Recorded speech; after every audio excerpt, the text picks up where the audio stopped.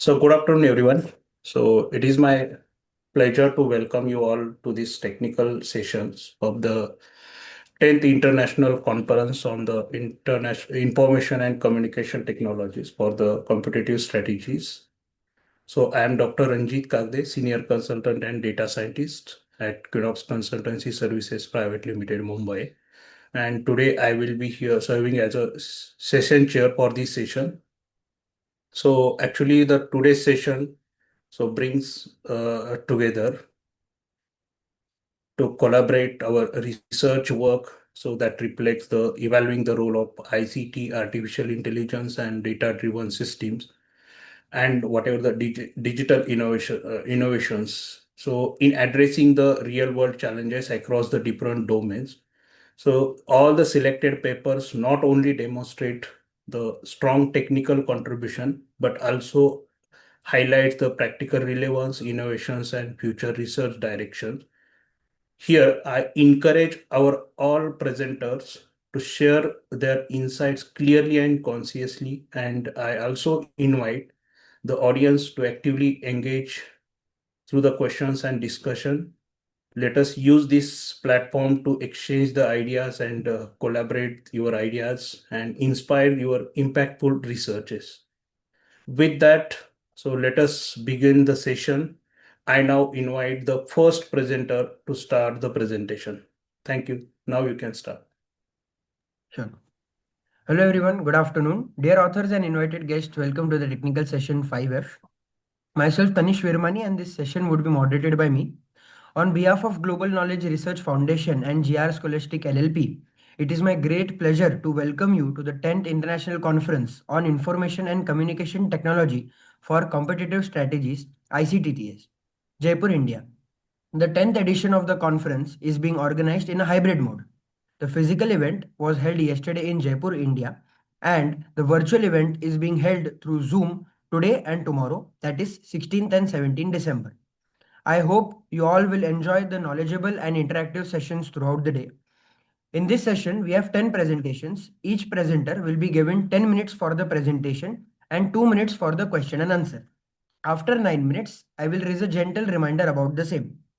There is another request to all the participants that you please stay connected with us till the closing remarks. If you have any query or update, then you can write to me in the chat box. Just before we start the session, I would like to introduce you to the chairperson.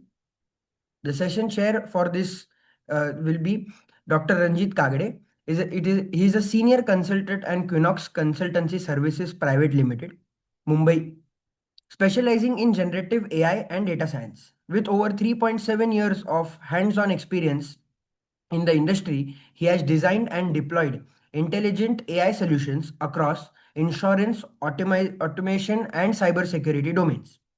His expertise includes machine learning, deep learning, which uses CNN, RNN, LSTM, and transformers, auto ML pipelines, and robust MLOps practices. Now, I would like to start with the papers. The first paper, the author, Diparna Mandal. The paper title is CAT-GNN, a casual temporal graph neural network for robust and interpretable fraud detection in dynamic transaction networks. Yes, Yes. good morning, sir. You can start your screen share. Okay, sir. Yes, sir. Is my screen visible? Yes, we Yes, sir, can you may see start. yours. Yeah. Yes. Good morning, everyone. My name is Diparna Mandal, and I am going to speak on this research paper that's on CAT-GNN, a casual temporal graph neural network for a robust and interpretable fraud detection in dynamic transaction networks that mostly involves the financial fraud detection. So let's jump to the introduction. To give some context, financial fraud is a critical global issue causing annual losses exceeding approximately $4.5 trillion. While traditional graph neural networks like GNN, GCN, and GAT are good at modeling relationships, they have a major flaw, that is, they mostly focuses on the correlation based. So they often fail to distinguish between genuine causal and mere coincidence, known as spurious correlations. So this leads to our main problem statement, which is that the transaction networks are dynamic, yet standard models often ignore temporal changes. So furthermore, existing temporal models like TGCN, as we all know, are prone to noise. For example, we can take that if a legitimate user might be flagged as a fraudster simply because the transaction they made was at the same time as the criminal, even without a causal link. So our objective in this paper is to solve this by integrating causal reasoning and temporal graph learning. So as we have proposed CAT-GNN, the core innovation here is separating causal signals from the noise using four distinct modules that are temporal graph encoder for time evolving embeddings, causal inspector for attention weights, and causal intervener, which is our key novelty using do calculus. And finally, the classifier. So this is the high level flow of the model. The data passes through the temporal encoder, gets filtered by the causal inspector, and then undergoes intervention before classification. And this is the algorithm that we have proposed, which utilizes a combined loss function of supervised loss and causal regularization. Let's jump to the methodology.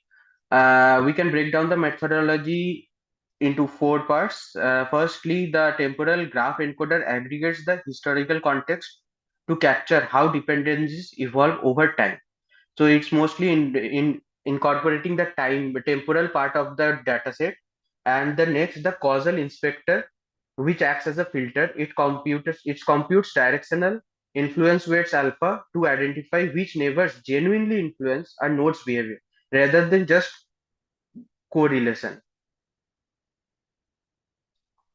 And this brings us to the most critical part of our project, that is the causal intervener. This module can be think of as a stress test for our model. It uses a concept called intervention to simulate what if scenario. We intentionally change the noisy, non-essential features of the transaction while keeping the important causal features the same. So ultimately, if the model changes its prediction just because we tweak the noise, it means that the model was guessing based on luck or mere coincidence. So we penalize the model and this behavior using a special causal loss. This forces the model to ignore coincidence and focus only on the real reasons behind the fraud.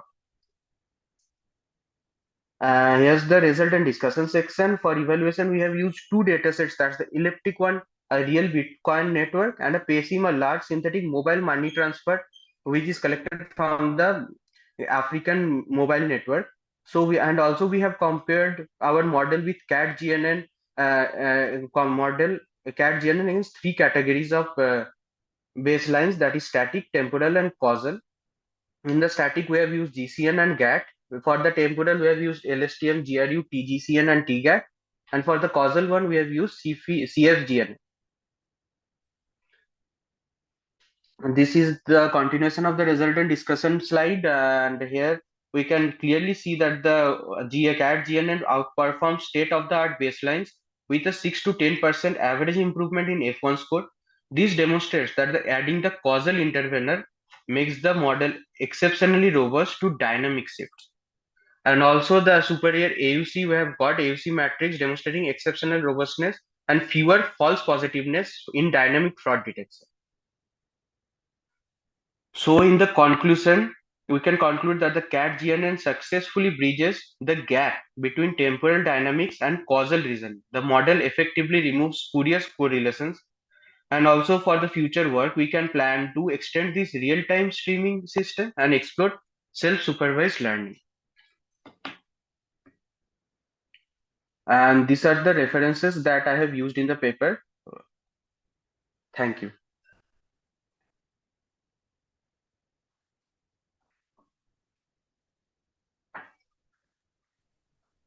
Any questions from audience side or participant? Other participant want to ask any questions? You can go ahead.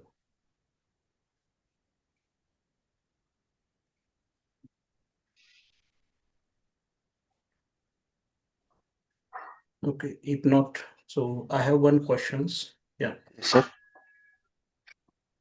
So you have developed this CAT-GNN model, right?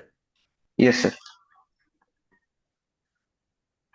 So in case of sudden fraud pattern, or I can say unseen attack strategy, so how your model will work? Sir, like unseen model strategy, like okay, so as we can see here in the meteorology section, if an unseen model means an external from a sudden attack happens, so it will compare with the at the time when the model is occurring, and it will detect the it will capture the nodes features, because whenever an attack is happening, it will be coming with some of its features like the temporal features and the other attributes, as we all know. So it will firstly go for the temporal encoding of that, and if it matches with it will first compare if that fraudulent whatever it has learned from the previous historical data that at this time, like for example, 1 a.m. the transaction is happening, and the model usually knows that the at 1 a.m. usually the users and the whatever network it's using, in that network 1 a.m. the transaction doesn't happen, so it will mostly segregate that fraudulent one as a fraud, and then it will go for the causal. It will try to understand how it's linked to the neighboring, and if it's the prime suspect or causing the suspicious feature spikes, we can say. Yes, so that's how it will be mostly identifying that it's a fraudulent one if a new attack happens. Okay. So can you give just example of any real world example? A real world example, yes, sir, for sure. Sir, for example, the model, the main novelty of this model, I can explain in the real world scenario. Like, network has been considered where 10 to 15 nodes are taken, means 10 to 15 nodes in the nodes represents the transaction users, and the edges are the transactions happening between that users. So, usually the 10 users here do the transaction at around in the morning and the evening. So our model will be learning from that using the temporal encoder that the transaction is happening mostly the normal time of the transaction is at the morning or the evening. And then it will also, if a new user comes, it will also do the temporal encoding, and the causal inspector will compute that what is the influence of that new module with respect to all the known modules. If the, for example, the new user came and he's sending rigorous data, or a huge amount of transaction are happening between that user and the existing users, so it will firstly identifying that user that this may be the causal of a fraudster.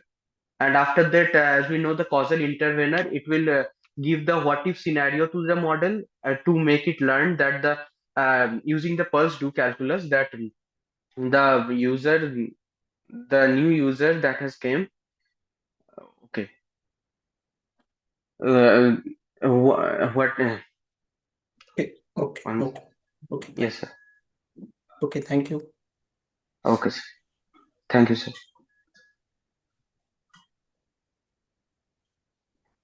Yes,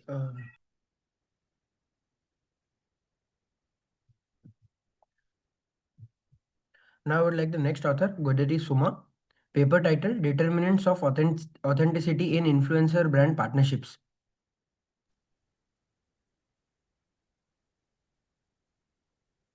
Hello, sir. Good morning. Yes. You can start your screen. Today, I want to present 1 minute, sir. I'm sharing the screen.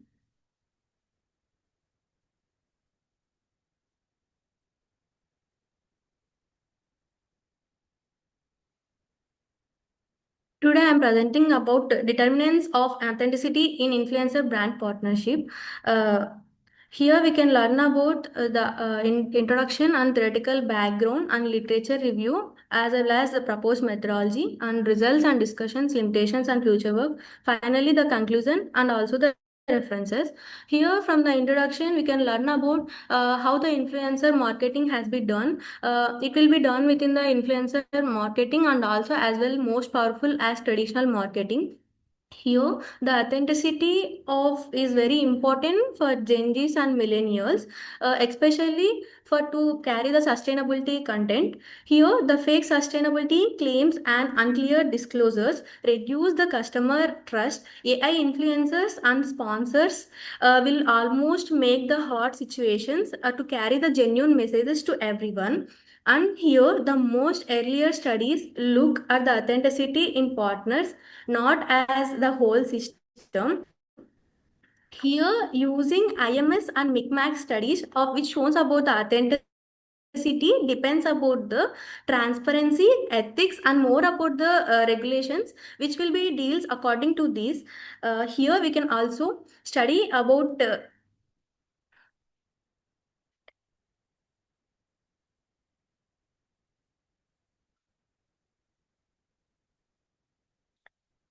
sir. Please give me 1 minute. My screen has stuck.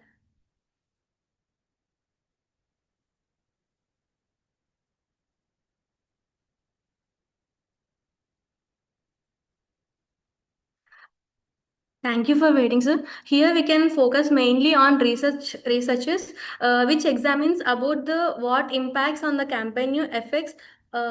Like when we use the authenticity, we can clearly mention about the transparency and value congruence, which is motive main for the future essence. The first one we have the seen in this case.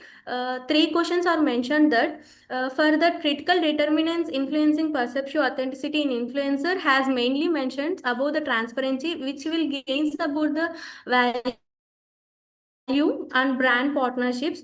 Next, the second question is always mentioned about the hierarchically shape, which is systematically shown. It gives the value honesty and value brand partnerships as well as here the third one is which derives about the foundational enablers dependence outcomes are there are two outcomes. One is trust and second one is credibility. By these three following shifts the case will follow all the researches. Here we can move to the analysis of literature. Influence marketing is rapidly growing, especially in the sustainable of communication. Here sustainability communication has taken the main step to ability for the influencers to consume the products. Authenticity strongly influences the consumer trust with the presence of two groups. One is Gen Z and another one is the millennials. We can see the 10 determinants of authenticity models using the IMS and MICMAC. Here we can learn about the theoretical background. We have the three types here. Source of credibility perspective is one. Now second one is signaling perspective and third one is legitimacy perspective. Here in source of credibility perspective, we can heard about the hybrid communicators whose the authenticators is trustworthiness and attractiveness. Mainly we can see in the signaling perspective the sustainability values which will be shaped with audience with the help of greenwashing and value congruence. Next we can move to the part of legitimacy perspective. Here we can the authenticity follows the more gain acceptance through moral legitimacy which derives about the diversity representation and carbon awareness. Here in these terms we can learn about the how authenticity has variables more than. Here is the literature review structure. By following the first two, the regulatory frameworks and disclosure clarity, these two follows the create transparency which is more useful to the influencers, and the next three which is value congruence and diversity representation and carbon awareness. These three follows about uh, strengthen credibility in the influencer marketing structure to create best brand partnerships to communicate with the people of telling storytelling in the way of storytelling. This the algorithm bias. This follows the content visibility to show how the customers want to be and what are the types that the customer want to react, so that the influencer want to react by showing their content visible. And next, the social validation. Here, the social validation is none other than the engagement with the consumers. The most three top ones are authenticity of storytelling and greenwashing perception. Another one is price perception. These are the top three, the which follows about main thing which deals about the influencer partnerships, how the brand is promoting, it was mentioned in a clear manner. uh, we can call it as ISM hierarchy model, which will be deals only in a single way perception. Here is the proposed methodology. The methodology is always refers to the theoretical analysis of the methods applied to the field of study. According to this field of study, we can focus on this 2020 to 2025 related. Mainly it focus about the communication, what the sustainability steps had taken by the authenticity and more digital trust. Here is the, you can see on the right side of this image, we can see that the sample profile which will be collected by us, the characteristic of age, gender and high education qualification. We have created the step by step how the income is coming up to which income has to be there, and how the intermediaries has changed. And here we can final the results and discussions. Here the regulatory disclosure foundation always tells about the strong regulations which deals about the primary transparency and authenticity drives the value alignment and storytelling. Here is we can take the practical example. When we want to buy a pen or anything, the shop owner will say us, this is a nice pen to take or buy.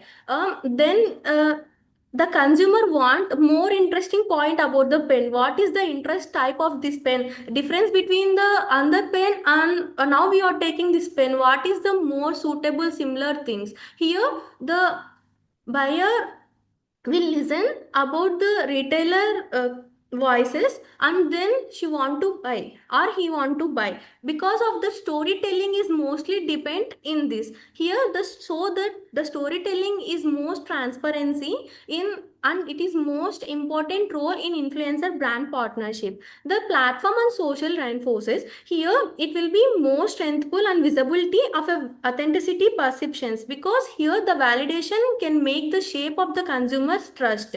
The next consumer trust outcomes. Here it will be tell about the greenwashing and price claiming. So when we observe the mobile phones, we can think about one mobile, assume that one mobile is for 70K, and we can buy, suddenly the mobile price has came that 30,000, 70,000 to 30,000. Then the people was think up, some people can think about why the price has down, suddenly why has the price down, so that the demand will go sometime high. When it will be decrease up to 71K, the consumers has most, why this much of amount has put, so that here the influencers want to tell about the demand of the product and also tell about the nice story to buy that product.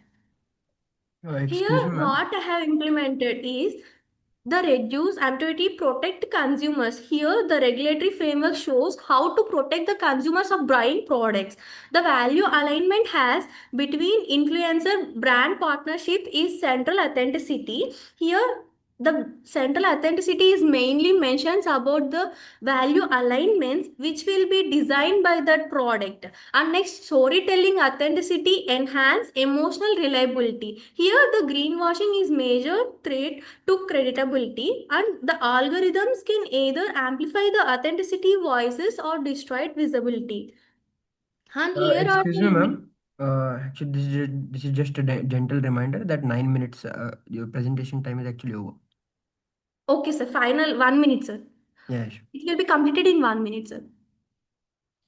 Here the final limitations or the key limitations which will be followed by the ISM and MICMAC.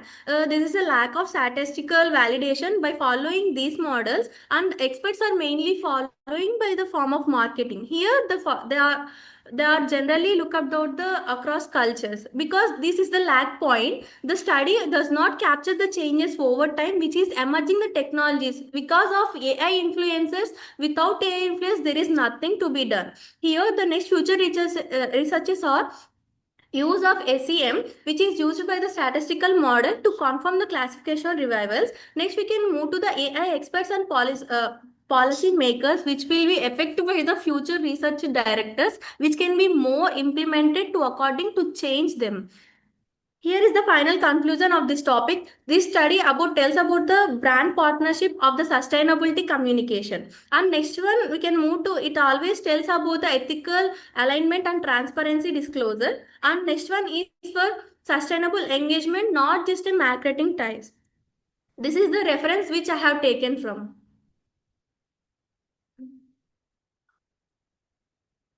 Sir, thank you so much.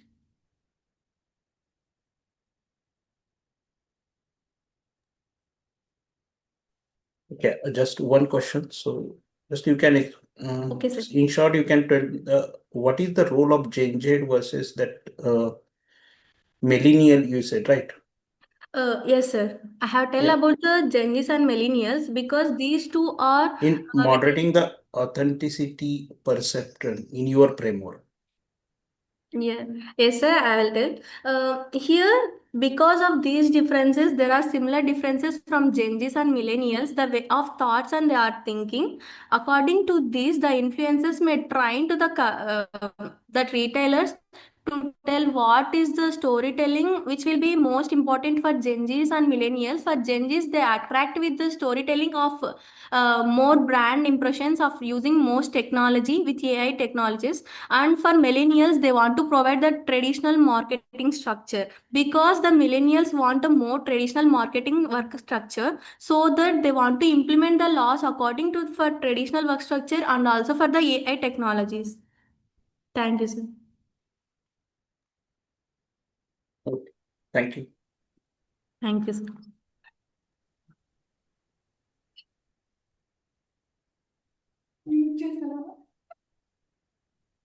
Now I would like the next author, Kotso Majjato, with the paper title Digital Twin-Based Decision Support System in Smart Manufacturing, a review of Ensemble Artificial Intelligence Model for reducing system downtime. Thank you.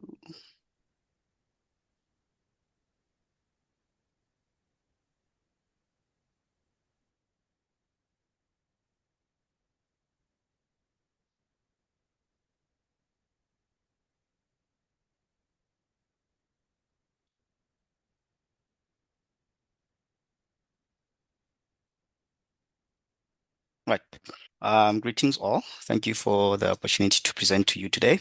My name is Poto Machatu, and I'm from Central University of Technology. Alongside with me are my co-authors, Dr. Gutsia and Prof. Kuriakos. So today we'll be walking through how digital twins and ensemble AI can help reduce system downtime in the smart manufacturing. So by not wasting time, we can go into it. I'll be going through the overview of the introduction, why downtime is still a problem, and then digital twins in manufacturing, also AI and the ensemble methods that I'll be discussing, and the case study, which is the water bottling plant, which is going to be our test bed at this stage. And then last but not least, the key insights and future direction. Okay. We all know that manufacturing keeps getting smarter. So by machines still failing, with all these implementations that are being involved in the upscaling of the years also cost money, which would include the Industry 4.0, has given us automation and data. We also have digital twins that makes it possible for us to do testing and decision safely before touching the physical systems. And then we have the AI that will then help us predict and optimize these decisions. The gap here we've identified is that most AI models operate alone, which limits how fast the system can then react. So we're going to look at the core problem of the implementation that's been discussed today. Even with all the advances, most factories still struggle because we have factories that are complex. We also have the fast changing systems, which especially communicate with the system in smart manufacturing environments, which are the production environments. We also have the traditional models that often can't keep up. And then we we've mentioned all of this, we can agree that the AI helps, but in single AI models, they don't communicate with each other or coordinate with each other. So systems may start to fall into a reactive maintenance model instead of a proactive model. That's why the downtime stays stubbornly high. Moving on, we'll discuss how and why the digital twins matter. So a digital twin, just to give it a broader example, it's a virtual copy of the factory. It also helps with streaming the sensor data. In this case, we would let you run the what if scenarios, predicts the issues before they happen, and then it'll help us test the decisions safely. We can think about it as a tuning of the factory into a safe learning environment. So we're going to then now walk through what the digital twin loop would look like in our scenario. Okay. Just to look at a few pointers here, the continuous feedback loop we've identified here or displayed here has firstly the physical system. The physical system has the sensor collection of the real-time data, which would be your temperature, your speed, your pressure, your status. And then secondly, we'd have your digital twin, which is a virtual model that receives the simulated data. And then we'll also have the AI analysis, which is next, which will then process the simulation data and then predict the behaviors and then run the what if scenarios that we've mentioned before. Then we have the decision and control, which would then generate the recommendations and control the signals. Last but not least, we'll then have the back to the physical system, which would then control the signals and then the signals that are executed to adjust the real flow factory scenarios. Here, also just to give a summary of what the image displays, it's a diagram that also shows how the digital twin can then be tested with the scenario safely before implementing these changes on the real system. Here it shows the dotted feedback loop here. Okay. Then we're going to just go through why the AI is added in the smart manufacturing, what the strengths are and what the advantages are. So AI adds the intelligence and to the digital twin system, which are your fault prediction, your schedule and resource allocation, your adaptive control, which is under the changing conditions. There are also a few models that I have discussed in the literature review without limiting also the others. The models will be like your reinforcement learning, which would help with the adaptive and real-time control. We also have your genetic algorithms that will handle the scheduling and the planning. And we also have your PSO, which is greatly used for tuning and the local optimization of the model. They each do something well, like specifically, but individually, we can then say that they still have some blind spots. Moving on to why we are going to use the ensemblement of these AI models. Here, the thing is that there's a shift. So a single AI model is good at one thing. Instead of relying on one model, the ensemble combines the strengths of the several models combined. So the RL, for example, will handle the adaptability. The GA will handle the long-term scheduling. And then, for example, the PSO will then keep things stable inside the entire ensemblement. So together they will deal with the unpredictable, messy conditions much better than the single approach. In the literature gaps I've identified, they are more experiments are done or are still stuck in simulation with the limited real-time data. Many approaches stay reactive and not proactive. And then almost nobody is combining multiple AI models inside the digital twin. So this leaves a big gap, which this review then tries to map out.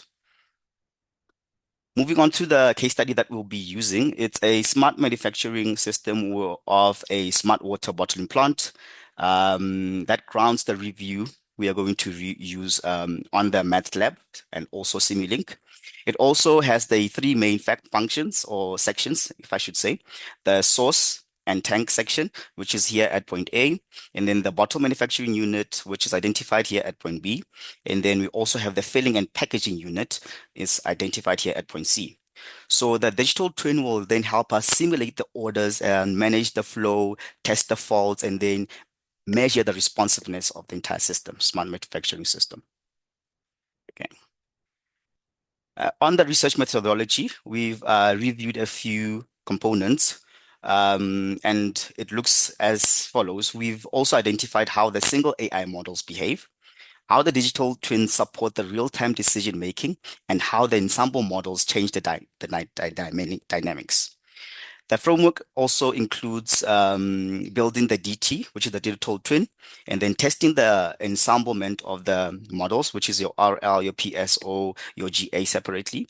As a reminder, we're not limited to these. We can also just try along other models if possible, and then combining these models, then running the disturbance scenarios, and then at the end of the day, measuring the throughput and the downtime. Okay. Then in the scenario examples, we have identified a few conditions that have been tested, like your tank level drops, your mix orders, which would be coming in, your conveyor delays, your inventory limits, and your equipment slowdown scenarios. And then what we've identified is that the single models struggle. One thing it gets complicated in testing individually. But in the ensemblement, it's responded that more consistently, and it's being handled. The disturbances are handled more faster. So in this case, that the ensemble model is more responsive in this case. Okay, and then the comparative results, we've identified the key observations from the simulations. The ensemble show that the quicker recovery from the disturbances, there is smoother throughput, there are fewer energy spikes, and then there's better scheduling stability. It also showed us that they behaved more proactively in the predicting issues. And then these findings also align with the broader research on the ensemble learning. If you take a look at the table on the right side here, it clearly highlights the comparative results of the individual AI models versus the ensemblement of these AI models. Right. In short, the results tell us that it's in simple terms, no single AI method can manage the full complexity of the model more than manufacturing. The digital twin gives the models a safe place to learn, and the ensemble provides the resilience. With this combination, the downtime becomes more something you can anticipate, not just react to. The contribution of this review, the review together is fragmented. So showing that the value of the hybrid AI models and the highlighting the practical potential of combining them inside a digital twin. So it also lays out a direction for building coordinated decision support systems in real-time manufacturing environments. In conclusion, for the future work, obviously we'd look ahead. The next step is taking the ideas into putting them in a physical plant. We also need more sensor data, and then the integration of the operating input, and then also the newer learning approaches like your transfer and your federated learning.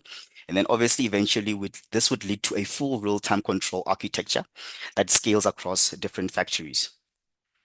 In conclusion, I'd like to say that the digital twin brings visibility, the AI brings intelligence, and then the ensemble AI brings adaptability. So when they work together, we can get a system that moves closer to autonomous real-time decision making with far less downtime. Thank you.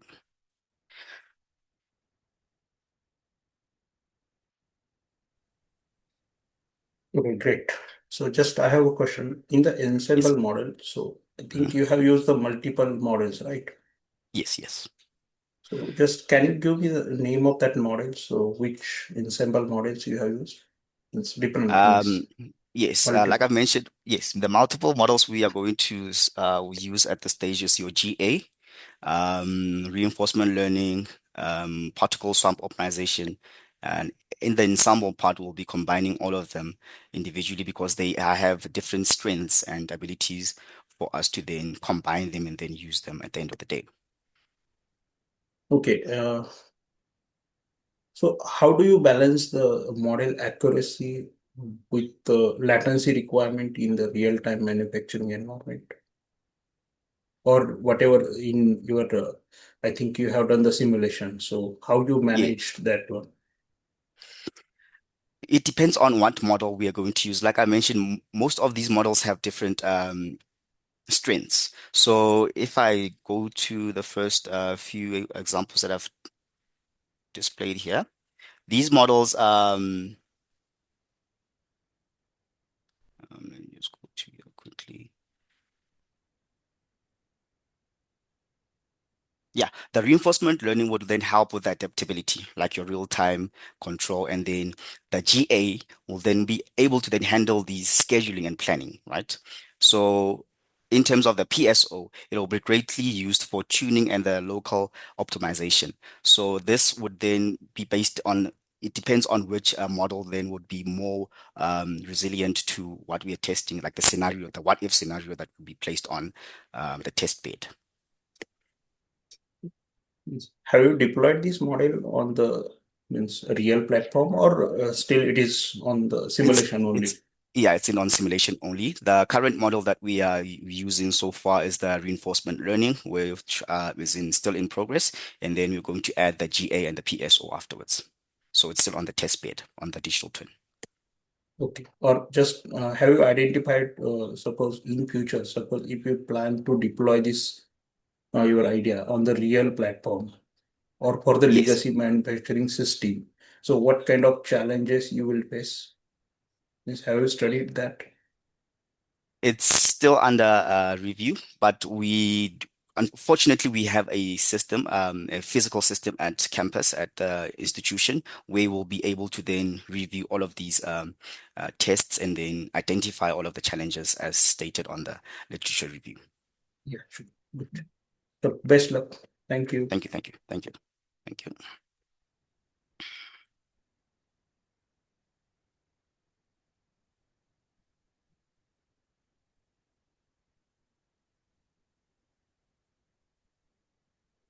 Now I would like to call Mr. Satyamurthy for the paper title Facial Recognition Based Attendance Monitoring System.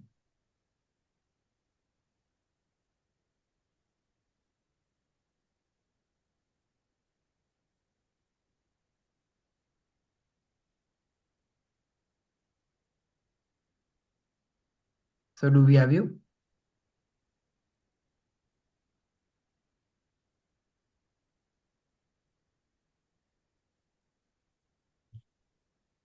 Oh, Yeah. so he has not unshared probably. Yes, you can start your screen share right now. Okay, okay, now okay. Yeah. Now,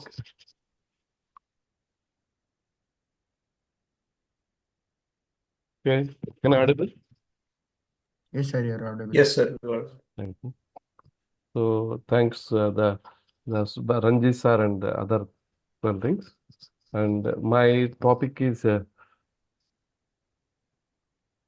face recognition based retinal monitoring system, and my co-authors are Illusiri CH. My name is H.V. Satchamurthy, and there are four other co-authors also there with this, and we are from Hyderabad. So my topic and agenda for my topic is first abstract for the introduction, related work, proposed methodology, results and analysis, and performance evaluation, conclusion, references. So tracking at, so we are having, but we as a lecturer and all the things, we want to take the attendance based monitor system, and which will be very easy daily consuming by manually taking the attendance system, and monitoring the attendance system is another biggest challenge, because every 3 days or 4 days how many students are absent and all the things, more number of students are absent, what is the reason behind this and all the things. So for this attendance face recognition attendance system will helpful for us. So that is the ones, but they're manually, and this people are recognizing with the things. And so we taken use of OpenCV, and Tinker is another platform, graphical user interfaces, which is available with Python, and OpenCV with the facial recognition packages, which we used this. And we are having the other one is we also used local binary local binary pattern histograms for face recognition and all the things. So which makes that our algorithm is things. And so we also other important parameters. Users was to create a strong passwords in order to not to broke or not to hack the things. So on my introduction is here. Then so the one is what I said. Effective under the monitoring system has never been higher. So because of the education environments of today, but the regular also depends on card-based system. We are having a biometric-based attendance systems, or card swiping system attendance-based, or human data entry becomes like this. There are several other things are there, but that is having their own challenges and all the things are there. But it is attendance-based is a track smarter and more reliable way to track attendance is needed. So that's why we comes up with a face-based recognition attendance system where the every time the it is people to verify their attendance every time. The system simply because hourly based attendance system we are taking, then taking up every hour and all the things. It is very easy to carry that once the users are all the users are registered and all the things. Our attendance system will do so and all the things. And we use it, as I said, we use a OpenCV. It is a open source software, and other one is a Tinker library is also open sources. Because of this, we will get most of the things and all the things. So that the system opens read phases and detect attendance. So it is easy to use, remains very accurate. And because sometimes what happens is there are people are there, some people are there, they will give you buddy chunking, like means there are proxy attendances, or some people will do, some students are not there also, they will give you proxy attendances, or some of the biometric or some other things they are also manipulating the things, ID cards and other things. ID card also, which students will not come, but their ID card maybe there is some other one will do these things and all the things, which makes that so our we are comes with a face recognition based attendance system. So here there are several people are in previous to there are several people have done this. So they have done with face recognition system and all the things, but how to attendance affects academic achievement. And there is the some people are taken that the attending daily regular to the classes and all the things, how the students performance will improve. And there is the that is the one and two are the second one. The one is done this type of this type of things and all the things. The second others are used the biometric data, so they analyze the biometric implications of. So what is the when there are several students are absent and all the things, so is there any implications for failing in the subjects or failing in the, so less number of attendance may cause sometimes failing in the subjects and all the things. They done with the all the things. And later one is second one is also they comes up with a soap and web based integration, they done with soap and restful services. And so the third and fourth are mostly comes with what they call as so they comes with the RFID based or GSM based illustrations, and which communication is RFID based attendance monitor, RFID based card reader or other things, and it is communicated with the GSM and all the things, and they're done with these things. So the others are tried, some of the other others are tried with Bluetooth technology, low power energy mode and all the things, but it is having its own disadvantages. It is only circular to the which are things. Sometimes there is some obstruction or something comes over, it may not that is comes over there. And there are some other features they comes with the eigen phases to recognize. So recognize technology they turn with 12 and 8 and 9 and all the thing, they turn with these things. Some others are tried with so edge computing environments, because edge is now in the classroom attendance systems and all the thing, but they also use it with deep learning techniques. But what happens is all the systems are good at sometimes, but our system is somewhat better in all the things. We will show in our result session. So but what is the things are there is we mainly comes with a flow chart type of things. This there are things are there, the user interface, the tinker. So we will say graphical user interface, and where this graphical user interface tinker software will take that in that first the user has to register for this. Once the user is registered and all the things, everyone is registered and all the things, then comes up there, it comes with the face and all the things. We will identify the profile and all the things, and we will identify the face detection and recognition is done by the OpenCV software. And once the image is captured, that image is we will store the image, and we will check that with the database, profile storage database and all the things. So once it is matched with this, we'll mark the attendance for this.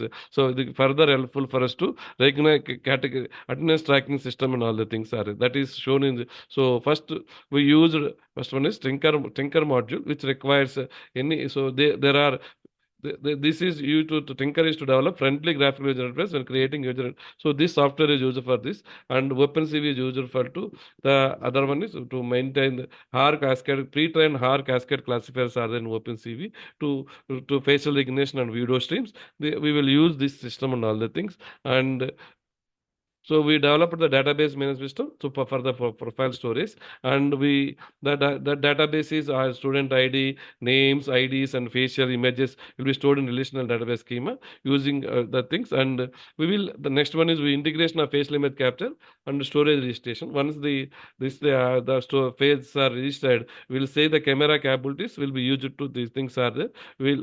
Next one is we will done the development of facial recognition as a flowchart as I mentioned earlier.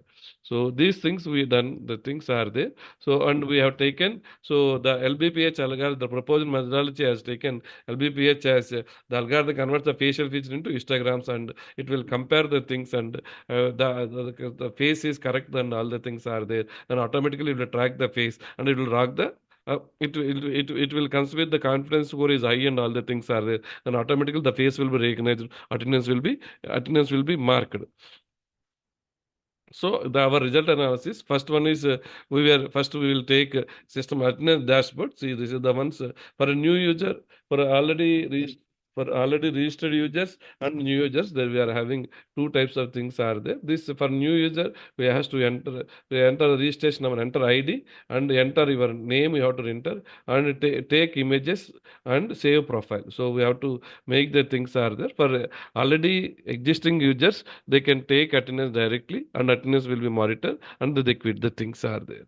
This is the elementary dashboard. So once the new user comes, as I said, he will enter the things. There is our first other Elu Siri has done this. So this project, that is enter ID and all the things. And so after this, once she enters this so next one is you have to take the images. So how to the next one is take images. Once you have clicked on the take images option, you can start procedure by take this. This is the one the image is taken. All this is here. There is some blurred attendance is there and all the things are there. But then it will be automatically stored, and because 2-3 images will be stored. According that one will be processed and all the things by the things, because our coefficient is our wavelet coefficients are very much useful to compare the things, and it will track the things are there. So the image action, once the image is there, they will do the saving of this the images and all the things are there. So once this is the registration page. Once this registration is over, and we have to enter, so we have to enter a strong password. So password authentication, users can submit the pressing OK to or exit with enter. So once this is done, so there is a password entry comes over there. So they have to enter the things, and once the registration is confirmation, they comes the profile is saved and all the things, they will get that messages and all the things are there.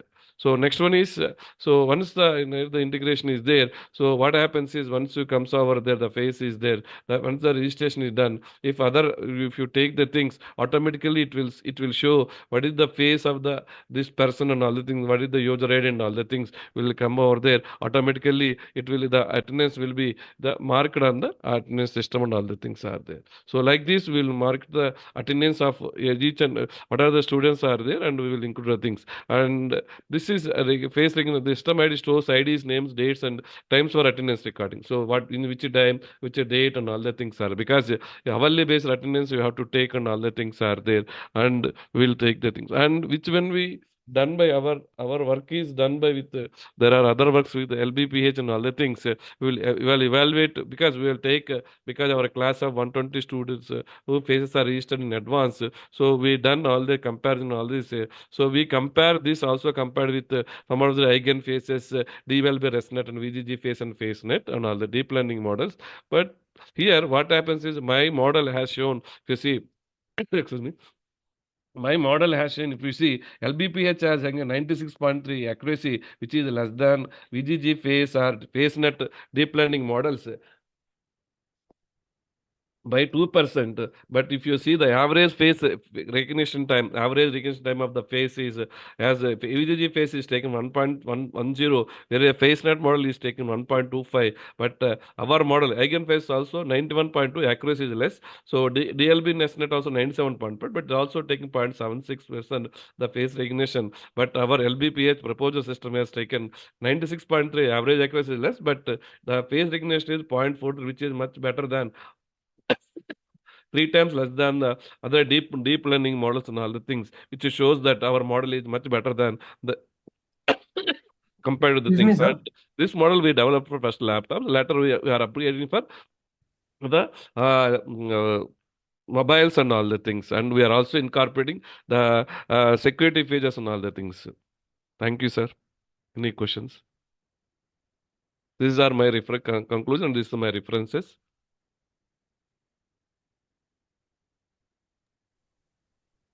Okay, sir. Okay. So I think as you mentioned, so you have deployed these Yes, sir. applications and you're using it, right? Yes, So sir. just two questions in my mind. Okay. So here as a data, you are using the spatials data, right? The Yes, yes, space sir. images, Yes, right? sir. And that, as you mentioned, you are storing in the relational database. Yes, yes, sir. Now, how you are protecting or how you are ensuring their privacy and security compliance about that, whatever the data you are storing of your student? So that's why first we are taking the user's password directly. Authentic without authentication we cannot do the things, and that is the major concern we are taking. Still, we are under the process of the So securing all the things because it is yeah, only you to our have you local and all the things. If you upgrade for all the things, sometimes it may be problem comes. We are taking a the relational database is a we will take a proprietary one and all the things. With that, we want to secure the things. I have heard about the spoofing attack. So with the Yes, help sir, of sir, that yes, sir. attack, The so attack, and photos we or know that. video. Okay, sir. So have you used some prevention to avoid such kind of attack? Yes, sir. But now we are developing still further processing the things we want to do that one. Previously we done is that software is working fine or not? We checked on all the things.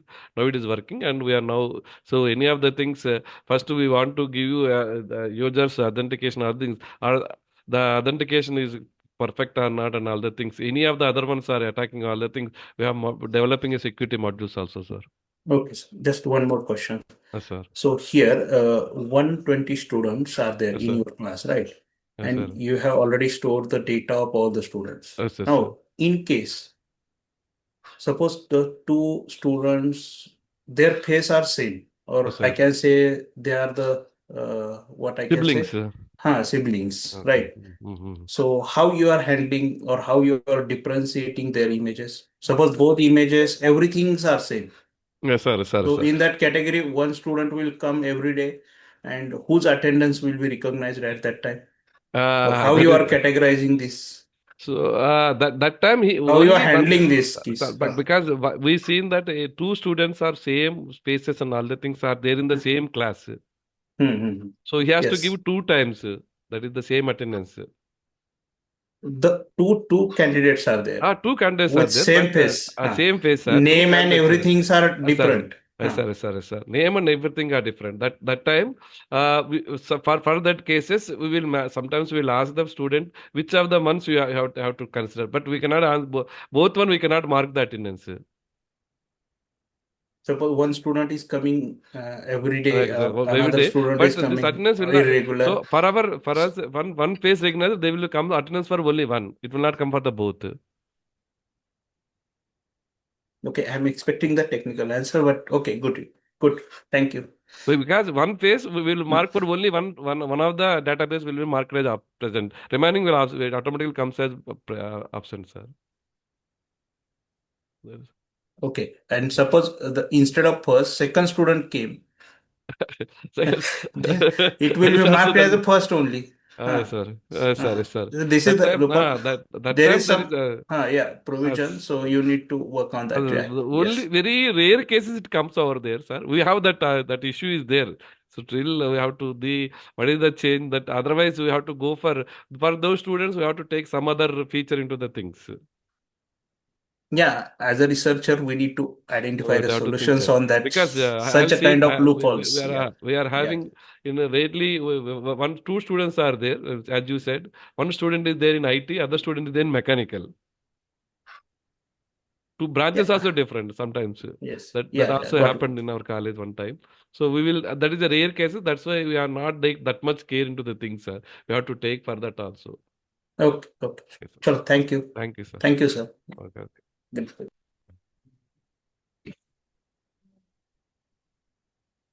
I would like to call the next author, Amit Kumar, for the paper title Harnessing Textual Deep Learning Model to Prognose Depression. చెప్పండి నేనా ఇవాళ only టిఫినే తెచ్చుకున్నా box Amit Kumar. Am I audible? Yeah, you're audible. Please start screen share. Okay, just a second.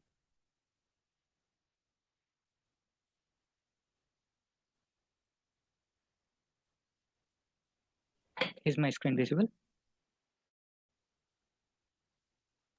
Yes, sir, it's visible. Yes, Anas. Okay. First of all, I want to thank ICTCS team to give me this opportunity to present my paper. I am Amit Kumar from Department of Computer Science and Engineering, Himati Nandan Bahuguna, Gadwal University, presenting my paper titled Harnessing Textual Deep Learning Model to Prognose Depression. While moving towards to the table of content, there is introduction, related work, material and methodology, experiments and result, and finally conclusion. Now, the introduction as the depression. What is depression? Depression is a psychological disorder that affects the individual emotional well-being, thought patterns, behavior, and overall quality of life. It may affect or it may lead to some fear or some stress type of uh, symptoms in individuals. And if we talk about the data, according to the World Health Organization report, approximately 332 million individuals globally suffering from depression. Individuals suffering from depression are more prone to self-harm, and the early prediction of depression can prevent the idea of suicide, self-harm in those individuals. And another survey conducted by NMHS, that is National Mental Health Survey, reported 10.6% of Indians are suffering from some mental health illnesses, and 5% of Indian population is suffering from alone depression. This is data that shows the incidence and the death rate from the last 10 years, from 2013 to 2023, which is when here we can see the incidence of the death incidence of these individuals is slightly increasing from 2013 to 2019, and sudden spike in 2020 to 2021, which that time period is especially when the COVID hit the globally, and the death rate is moving represented in the right side, that is in between 210 to 245. Now, how depression is gets identified? There are several standardized scales that are used to identify depression, that is Beck's depression inventories, public health questionnaires, Hamiltonian depression rating scales, and interviews and questionnaires that are especially used by the medical personnel to interview patients to get data from those patients. These interview questions are especially Likert type question and uh, associated scores with each option. And these traditional methods are mainly time consuming and prone to get wrong information, and depending on the interviewee and in the interviewer's mood or the particular scenarios of that time. Literature survey. While moving towards to the literature survey, there are several studies that are conducted by Chung and Teo, that is conducted in 2023, Tate and others 2020, and Sharma et al. These authors are classify the existence of mental health illness into binary outcomes, mainly that is that results are that individual are affecting from some kind of mental health illness or not. And these researchers are mainly using logistic regression and obtained the accuracy of 84%, 73.6%, and 93.74%. And some other researchers, another researchers such as Vaishnavi et al., Chayong et al., Souza Fillo et al. These researchers mainly use random forest model to classify mental health illnesses. These and obtain these type of accuracy, that is 79.63, 92.61, and 57% accuracy. And some other researchers, as Ahmed et al., uh, this researcher mainly use the deep learning model to identify the mental health illness.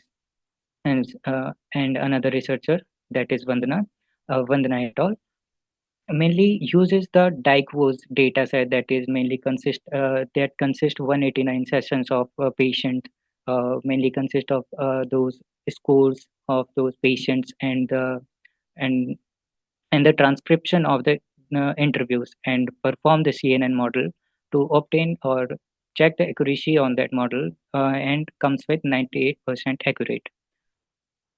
And now most of the researchers uses machine learning models, but most of the researchers are not fully utilize the ML models. Like if they are utilizing models without proper utilizing, I mean by proper utilization, that data is not purely ready for those ML models, and they are working on the default settings of those models. To tackle that, we have proposed a methodology, and the main work of our proposed model is work in the three phases. That is first one, the pre-processing of our data. The second one, the training and testing of the model, and the third one is deployment. And this is the full flow of our proposed model. First, we have provided the raw data and cleaning, feature engineering, and imbalance correction if we have the imbalance in our data, and divided into train and test two subparts. And we have using 5 ML model, that is random forest, support vector machine, logistic regression, MLP, and cat boost model. And we also use the parameter tuning that are not used by the researchers previously. And finally, we uh, evaluate our models. And this is our data set on which we have worked. That is PHQ-9 student depression data set. This data set can be accessed from the Mendeley website, and this, as the figure shows, some 5 records of the data in that data set. There are 400 students' responses in the data and the 13 features that can be seen in the first row of this image. In the pre-processing phase, we have checked the data set for null values and missing values, but we haven't find any null and missing values.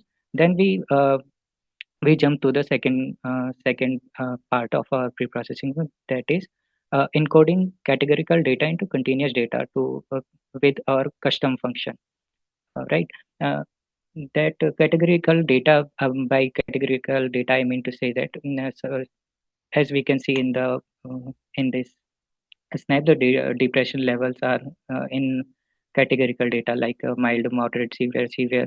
In this type of data, and here as like male, female, and all the data are in categorical format. So we have transformed this data into this type of format, like assigning continuous value to such as we have assigned the severities to some numerical values. And the second time, we have split our data set into 80-20 ratio, and then applies as a synthetic minority oversampling technique to balance the imbalancity of data. As we can see in the table number 2, we have some severities. We have provided the 0 severity to minimal, and that samples are 2, and the mild severity as 45. So we apply smooth technique, that is synthetic sample. So we have converted them into 168 samples.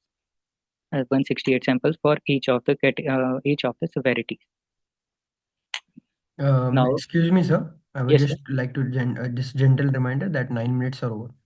okay. I'll put it.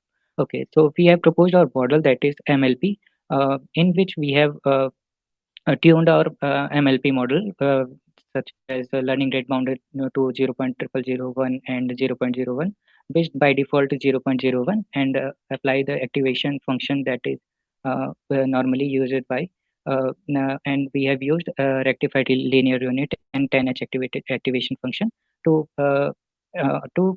efficiently tackle the non-linear function in our data. So this is the MLP model, and these are the input values. So these are the hidden layers, and the outputs are generated here. Okay. These are the activation function we have used in our proposed MLP model. So we have divided our experiment into three parts. That is, first one is original data. Then the second one is use our model to with default setting and synthetic data, and the third one is synthetic data with 5-fold cross validation and with perimeter tuning. So these are the models performance we have obtained by our models. That MLP, we have proposed the MLP, but here we can see that with default setting it is 91.25, and random forest is quite extensively high, 97.5 accuracy. And as we can see, the synthetic sample MLP is also not performing well, where cat boost is prone to overfit.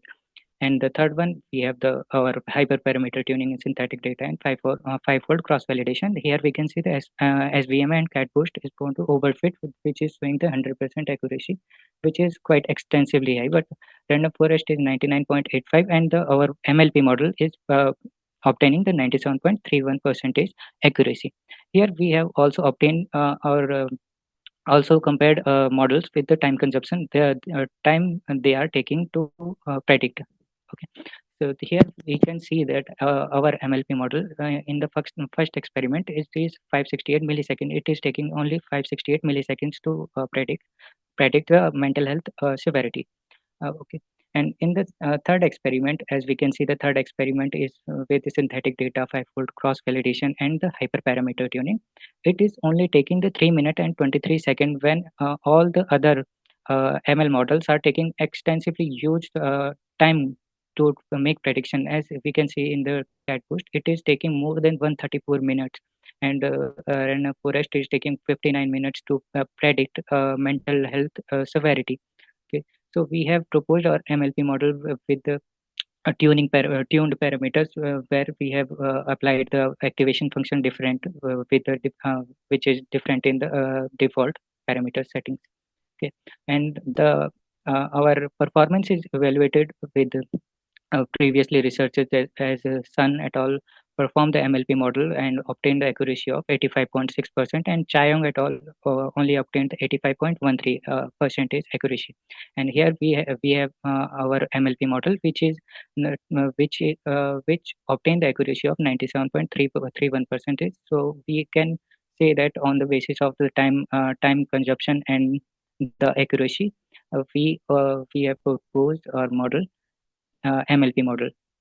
Okay, so while moving towards the conclusion of our research, MLP based prediction of depression is better than other models when we tuned the parameters of our model and proper utilized all our algorithms. And if we can see the MLP based model is significantly better based on our time consumption, and in the future work we can use the extensively high or speech type of data that is in Dykwo's data set we have discussed in our literature survey section. Thank you. These are some major references we have used in our research. Okay, great. So just I have few questions. Yes, sir. So as you mentioned here, you have used the MLP model, right? And Yes, yes. while using the MLP model, so Yes. different types of layers are there: input layer, hidden layers, and output layer. Yes, yes, sir. Right. And in your presentation, you have mentioned the two activation function. One is the tannage and another one is the ReLU. Yes. Right. So just I have a question, Amit sir. So for the output layer, which activation function you are using? On the activation function, we have used our rectified linear unit. On the basis of that, we have obtained the accuracy. For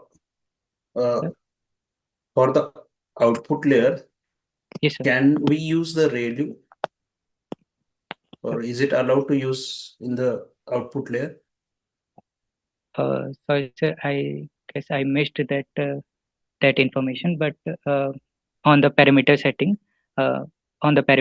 we have selected the rectified linear unit and obtaining the result. Okay, actually, so this ReLU and the tannage will be used in the hidden layer only, and for the output layer, generally we are using the linear or sigmoid activation functions. Yes. Right. Just Yes. correct it. And another thing is the So here you are using the PHQ9 dataset, right? Yes. Hmm? Right. Yes, sir. So how do you are addressing the class imbalance and potential bias in that?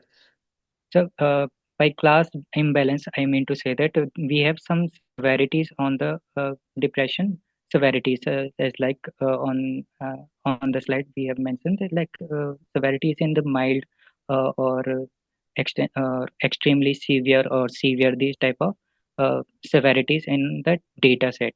So we have some samples like in the mild severity, we have only two samples. So we have generated the synthetic sample using that smooth technique. Okay. And in the evaluation, so you are using the confusion matrix, that is the accuracy you are calculating, right? Yes, I hope you are aware about the confusion matrix and yes, what sir, yes, accuracy, precisions, right, yes, recalls. Again, what you know about that confusion matrix? yes. The confusion matrix is basically the shows the true positive and true negative values of our Okay, okay, output. Yes, okay, okay. Now, as per your application, so here I yes, want to calculate only the severe depression cases. yes. So what parameter, what you will use? Accuracy you need to calculate, or you need to calculate precisions, or recall you need to calculate, or earphone score you need to calculate. Suppose So only only if you for want severity. to identify the severe depression cases.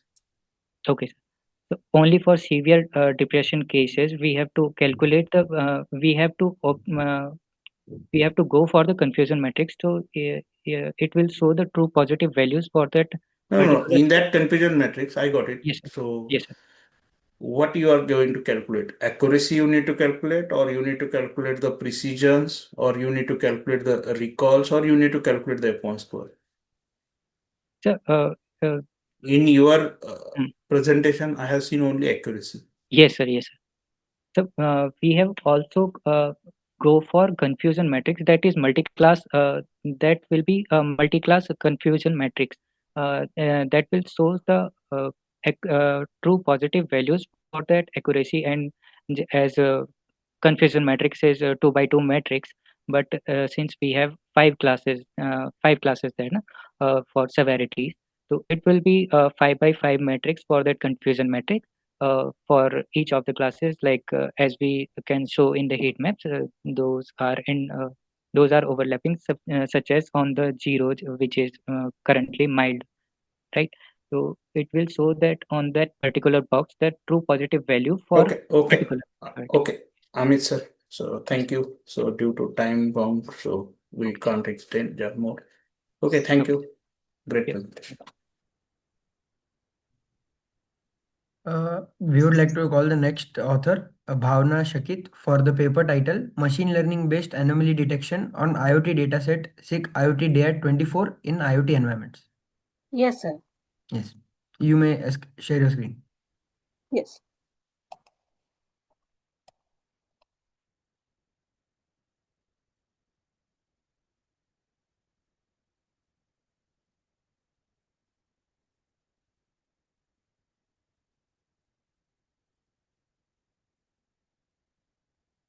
Is it visible now, sir? Yes, ma'am, it's visible. Is it visible? Okay. Yes, we can. Um, Good afternoon, everyone. And I am Bhavna Shakit. And first of all, I would like to thank to the ICTCS team for giving me this opportunity to present my paper.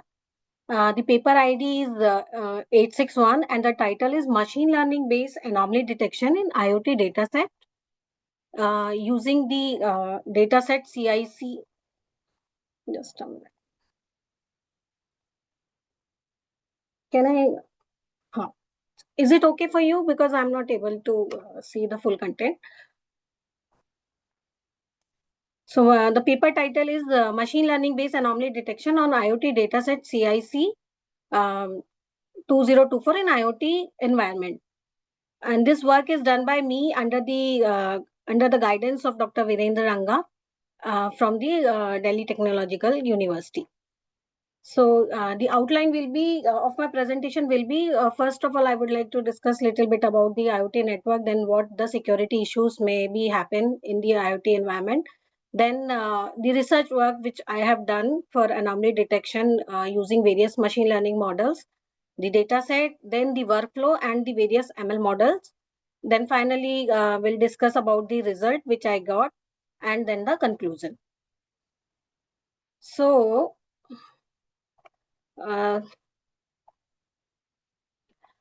what is if we talk about the IoT network, it's a network of the items which are embedded with the sensor and they are connected to the internet. Each devices has a transducer like they sense and they are actuators, and they directly connect the sensors. They are directly connected to the physical world, and then they have the network interfaces.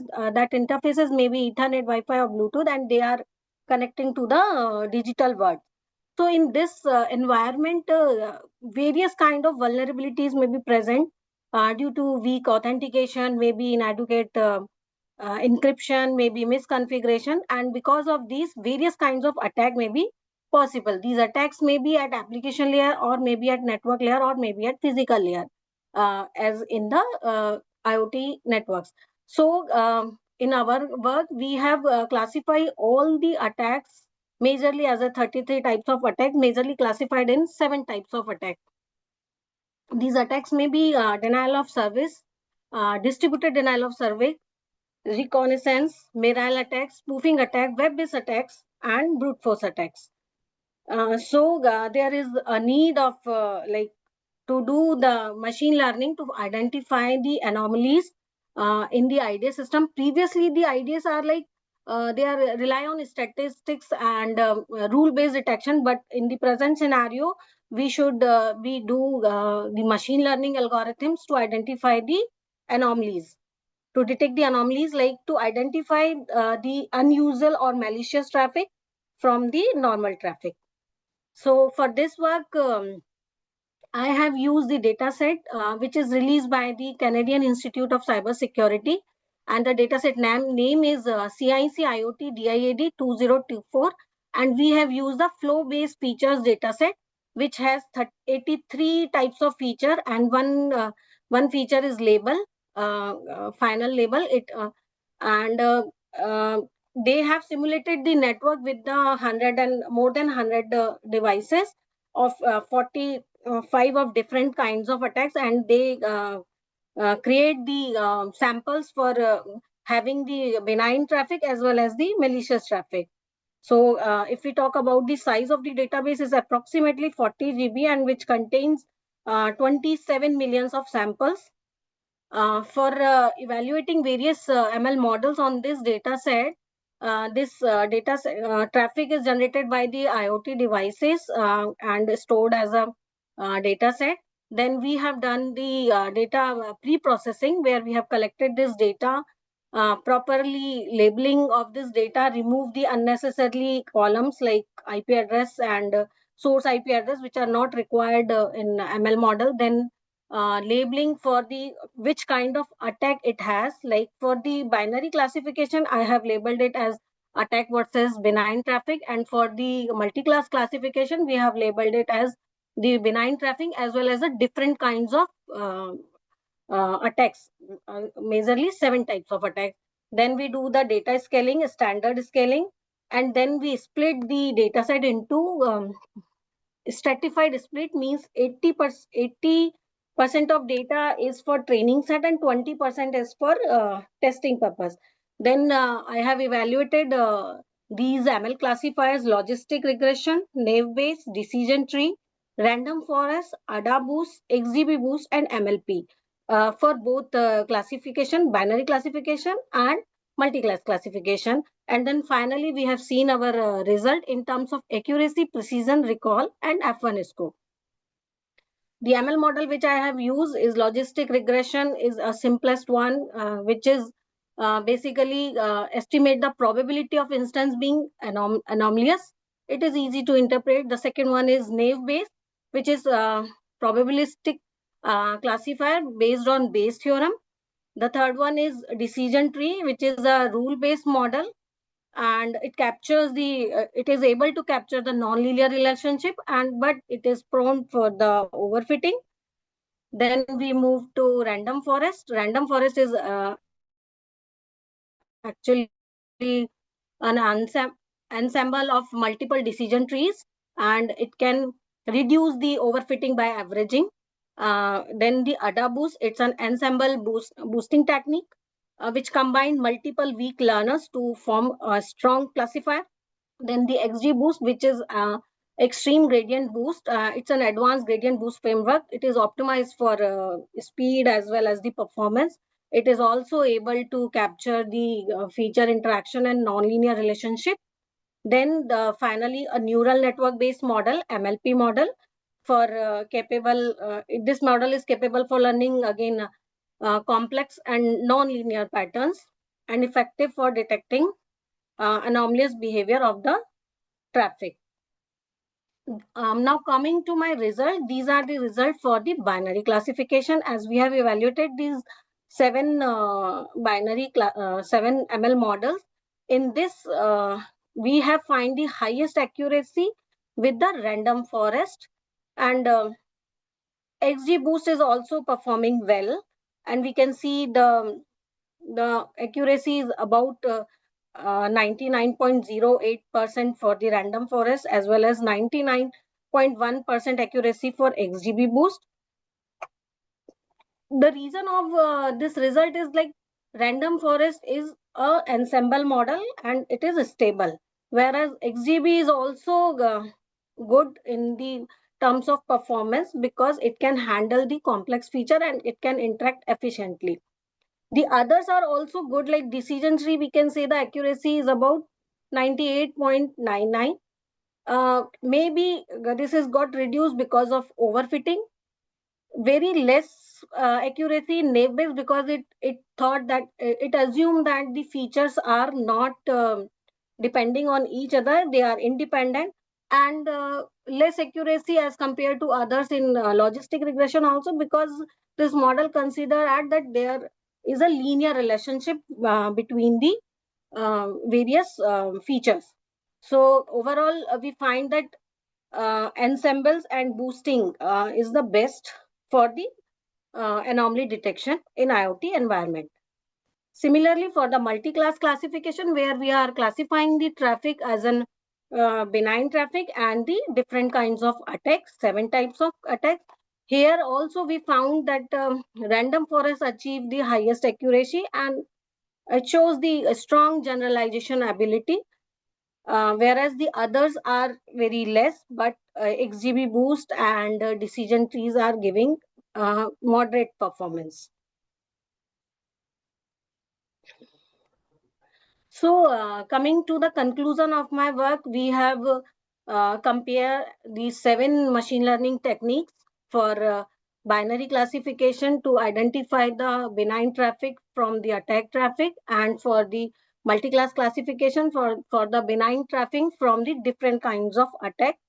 And this work is done on the flow-based features data set of CIC IoT DIAT 2024, which is released by the release in recently in 2024. And we found that tree-based and boosting models generally performs better, and they have provide anomaly detection, and they have provide better performance, and random forest technique is appropriate for implementing the IoT systems with minimal constraint, since it is very robust and reliable in terms of performance. These are the references which I have used for my work. Thank you very much. Now I'm ready for the any questions.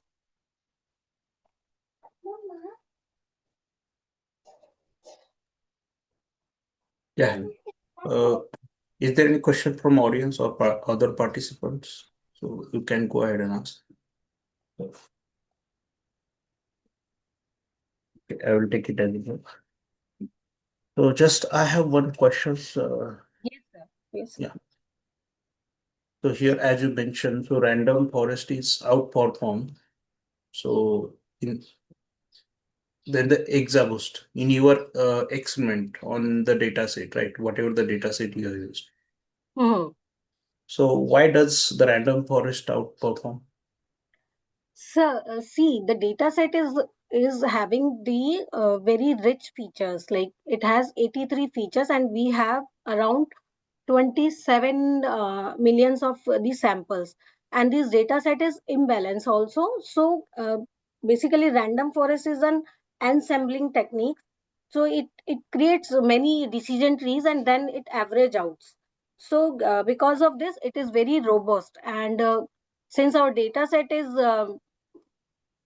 we can say imbalance, so in that case, decision tree and random forest perform well. Okay, here you have used that CIOT, right? Data set, CIC right? IoT, yes sir. Yeah. So millions of the data is there, right? Yes sir. Now, how your model handles, suppose the data or that is unseen data attack in that case, behind your data set. Uh-huh. Sir, we have done the scaling there. So every feature has normalized to like they are getting the mean to 0 and standard deviation to 1. So it can handle the various kinds of matlab each feature have the equal priority. And then we are checking the recall and precisions also with the accuracy. So it's not only that we are evaluating the models only with the accuracy base, we are also seeing the precision and the recall also. So we are also seeing that if the higher recall is there, definitely false negative is less there, and if like false positive is also very less, it is seen by the precision values. So we Okay. are we are actually evaluating the models based on these four evaluation criteria: accuracy, precision, recall, and the F1 score. F1 is basically harmonic mean of precision and recall. So higher value of F1 score give the better performance. Okay, here you are handling the means class imbalance. You are addressing the class imbalance. For that, I think you mentioned 33 types of attacks, right? Total 33 types of attack is there, and these attacks are classified in 7 major categories: Okay, good. distributed Have denial you of have you service, calculated detection latency? detection latency, means Latency. Hmm. how many time it is taking. Hmm. Right. Sir, again, although I'm not exactly match that time, but we can see that naive-based classifier and logistic classifier is doing a simple calculation, so they got easily, but the others models take time. Okay. So whatever the approach you have presented here, so Yes, is it sir. feasible for the real-time IoT environment? Yes, sir. Because this is the requirement, today's requirement, because now the thing is everything is moving towards the machine learning supervised. We have used the supervised learning. This is the also a good approach, because sometime it happens that you really don't know that this type of attack has come, like 0 day attack has come. So in that case also machine learning will be benefit, rather than, because we have not in the previous example where we have used the rule base, if we have not defined the rules, then we are not able to capture the attack. But it is the machine learning base, we may be because we have calculated the their what the relationship they have, they may be able to capture the 0 day attack also. Okay. Are aware about the agent, how to create the agent, and agent will handle all these things. Agentic Sir, AI, I I have can say. said this machine learning is new for me, although I have experience in cyber security area. So agent based learning is like we have create an agent and we give a praise award to it when it gives the correct result, and we give the penalty when it doesn't give the correct. So in that way the Okay. agent learns. Thank you, sir. Okay. Okay, got it. So just as a future work, so you can go ahead with the agentic part, agentic AIs and everything. So nowadays, so Enforcement I level. can say, so these works are already done, right? So you Yeah, can I think so. concentrate or you can explore yourself in the futuristic, that is generative AI or agentic AI, or some Yes, sir. Yes, sir. new parts are coming in the AI ML, Yes. right? Okay, good Yes, sir. presentation. Thank you. Thank you, sir. Thank you so much, sir. Now I would like the next author, Dilip Kumar Reddy, for the paper title Magno Charge, an Intelligent Auto Disconnection Charger.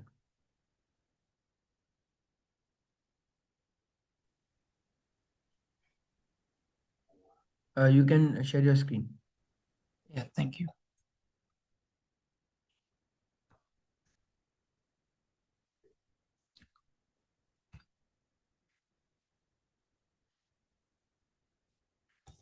Is my screen visible? Can anyone confirm? Yes, sir. It's Yes, visible. yes, sir. Yeah, thank you. Good afternoon, respected committee members and my fellow researchers. I am CH Dilip Kumar Reddy from Ramchandra College of Engineering, Eluru. Today I will be presenting our project titled Magno Charge, an intelligent auto disconnect charger. This work mainly focuses on improving battery safety and lifespan by introducing an intelligent charging system that can physically disconnect from the charger once the battery reaches a predefined level. In this presentation, I will briefly walk you through the background and motivation behind the project, the problems we have identified in the existing charging systems and charging solutions, and a summary related to our work or proposed methodology and prototype demonstration, and finally with results and conclusion. Coming to the introduction, there are so many battery powered devices so we can use in our life. Battery powered devices are so popular because they are portable and they are reusable. With the rapid growth of battery powered electronics, battery health has become a major concern. Battery powered devices ranges from Bluetooth earpods to mobile phones and EV bikes to EV cars. So there are so many battery powered devices which we can use on our in our daily basis. So with all these devices, there must be a safe charging system that we can use. Conventional charging methods allow the devices to remain connected to the charger even after reaching their full charge capacity. Although modern chargers use electronic regulation, they do not completely isolate the device from the power source. As a result, the issue of trickle charging and battery aging continue to persist. The main motivation behind this project is to eliminate the problem of trickle charge. So let me give you a brief intro about trickle charge with these graph. Let's say you have plugged in your mobile phone uh, to the charger when the battery is at 30%. At 30%, the battery have low voltage. So according to that voltage, the charger pumps current into the mobile. So then the voltage in the battery rises as the battery level rises. As you can see in the stage one here, let me pick a pointer. Yeah, in the stage one, the charger keeps sending increasing current over time. As a result, the voltage also rises. As the voltage rises, after some saturation point, the charger does not pump any more increasing voltage, so it becomes saturated. After some point of time, the battery reaches 100% of its capacity, and there will be no more current. The power will be pumped into the battery. At this point, saturation has done. But modern mobile phones and also modern mobile phones shows that after reaching the 100% capacity, your device is being not charged. But no matter how much time you kept the mobile phone plugged in, the battery will stays at 100%, and the uh, device shows that it is not being charged. But if you carefully look at some things, the mobile phone, the antennas in the mobile phone and the CPU will consume some amount of power. So the battery should be percentage should be decreased. So in ideal case, the battery percentage should not be 100% and it should be less than 100%. But the battery stays at 100% while the device says that it is not being charged. So this is the case. So this is the problem with this is known as trickle charge.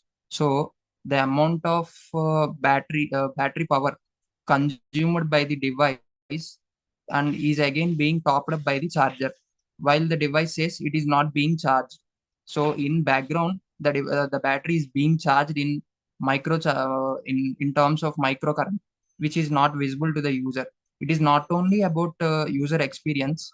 This issue of trickle charge can damage batteries in long run, affect the battery capacity also. It decreases the number of charging cycles. Normally, an ideal lithium-ion battery, which is used in our mobile phones, day-to-day mobile phones, have 2000 cycles count. After that 2000 cycle count, the battery will not perform well. It does not hold it cannot hold more charge as in a brand new condition. So trickle charge is an issue that needs to be solved. So that is the main agenda of this project. So in our all the previous surveys have shown that even plugging the battery even after reaching its full capacity will have chemical degradation effects, and that will directly result in the uh, reduce of capacity, etc. Even though modern mobile phones have something called battery manager, a physical component that sits right on top of battery. The battery module that module have the capacity to cut off the incoming electricity after the battery reaches its full capacity. But as soon as the battery manager notices a small drop in the battery capacity, it again tops up if the charger is connected to it. So the trickle charge problem is not being rectified at the core level. So the problems we have identified during this project is there is a lack of physical disconnection mechanism between the charger and the mobile device. And we also aim to eliminate trickle charge, and we also aim to provide custom thresholds. Custom thresholds in the sense, let's say you want to disconnect the mobile phone from the charger after reaching 80% of capacity or 90% of its capacity. So you will just set a threshold level via a software app which will be installed in your phone. So when the your mobile phone battery reaches 90% of its capacity, it will be disconnected. So that's custom thresholds. So this is the final product we have developed during the tenure of our project. As you can see, this is the microcontroller. In our case, we have used ESP32 with built-in Wi-Fi and Bluetooth capabilities. And in this image, you can see here you can plug this device directly into the household wall socket. From that, it will draw power and then convert the AC current into DC current. The DC current then use it to power up this microcontroller and a small electromagnet. I will say the uses of electromagnet in the coming minutes. So first we have to plug this into a power outlet, household power outlet. Then the AC current will be converted to DC current. The DC current will be utilized to power up this microcontroller. And we as for and this device can power up a mobile device with up to 15 watts of output. So current flows through this wire, and the power will be passed through this electromagnetic core. When an electromagnet is given power, it acts as a temporary magnet. So what happened is, after we are given power to this electromagnet, this will act as a temporary magnet. And as you can see, this upper plate will be attracted by the electromagnet. So Excuse me, sir. This is just a gentle reminder that 9 minutes are up. Oh, okay. Okay, let me give you how our system works. First, there will be an software app installed on the mobile phone. Mobile phone. You have to open the app and plug in the Type-C pin into the charging port. After that, you have to connect to the Bluetooth in the charger outlet. So after connecting, you just set your desired level. At what percentage should the charger should physically disconnect. So at this time of recording, at the time of this video recording, the battery level, the current battery level is 21, and we had set the battery level to 22%. So when the battery reaches the capacity 22%, the electromagnet will be turned off, and that upper lid will be disconnected from the core of the electromagnet. Let's see here.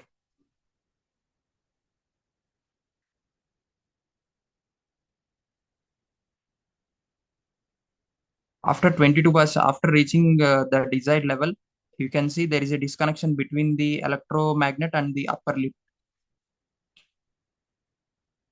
So in conclusion, MagnaCharge introduces a novel intelligent charging solution that combines wireless communication system with a physical disconnection mechanism by eliminating trickle charge and enabling user-defined custom thresholds. Thus, this system improves battery lifespan, safety, and energy efficient. In future, we are also aiming to extend the same system to other battery powered devices such as EVs, not only limit this to mobile phone devices. Thank you. Now I am open to any questions from the committee or from my fellow researchers.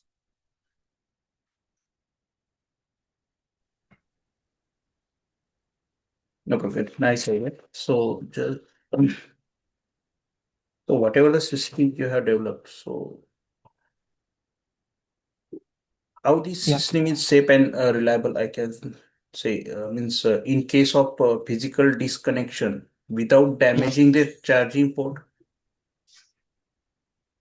No, it's not about damaging the charging. As you can see, Without we are damaging not. the charging port means it is a safe and reliable, that physical disconnection. You are disconnecting, right? At certain means you have set some certain limit, right? At that level, if the charging is completed, automatically you are disconnecting, Yes, yes. right? So we are Mm. not we are not taking the Type C port out of the mobile phone, but in turn we are we are decoupling that this point, this upper lid from the electromagnet. Because if we have to pull out the Type C port from the mobile phone, then we do definitely need to have some mechanical arms, that kind of stuff. So if we have to include that mechanical arms and that stuff, of course there will be some deterioration to the port, and the charger will also become bulky, and it is not a desired solution and portable solution for charging a mobile phone. So what we Right. have used is an electromagnet to achieve physical disconnection. Whenever power is passed to the electromagnet, it will attract the upper lid, and from the core of the electromagnet, power passes to the Type C port. So after the desired battery level is reached, a disconnection signal is sent by the app to the microcontroller and we have used Bluetooth as a medium for communication purpose. When upon receiving the disconnection signal, this electromagnet will be uh, turned off, which releases the upper lid. So here temporarily there is a physical disconnection between the power source or charger and the mobile phone. Thus, we can eliminate the issue of trickle charging. Even the battery is at full charge also. Okay. And here for the communication, you are using the Bluetooth communication, right? Or that wired communication, Yeah, Bluetooth. We are using Bluetooth. Bluetooth. Now, just as a curiosity, so in case of noisy environment, right? Noise. Is there Yes, any, yes. yeah, is there any effect of charging control in the Bluetooth communication? Actually, we are looking into this issue because there can be some malicious attacks on Bluetooth, like such as spoofing and all those things. We are making our invention we are in the process of safeguarding from that kind of attacks also, because we need was first of all we need to get into more detail how Bluetooth operate and all that things. Research is going on with my friends and by the support of our college members. Okay, okay, great. Thank you. Thank you. Now I would like the next author to continue. Alfia Ahmed for the paper title Telehealth in the Workplace, a bibliometric analysis of trends, adoption, and research directions. Thank you so much for the smooth transition, sir. And I really appreciate rest of the authors who have presented their findings and their appreciable work. So I'll quickly present my screen. I would like you to please acknowledge once the screen is visible.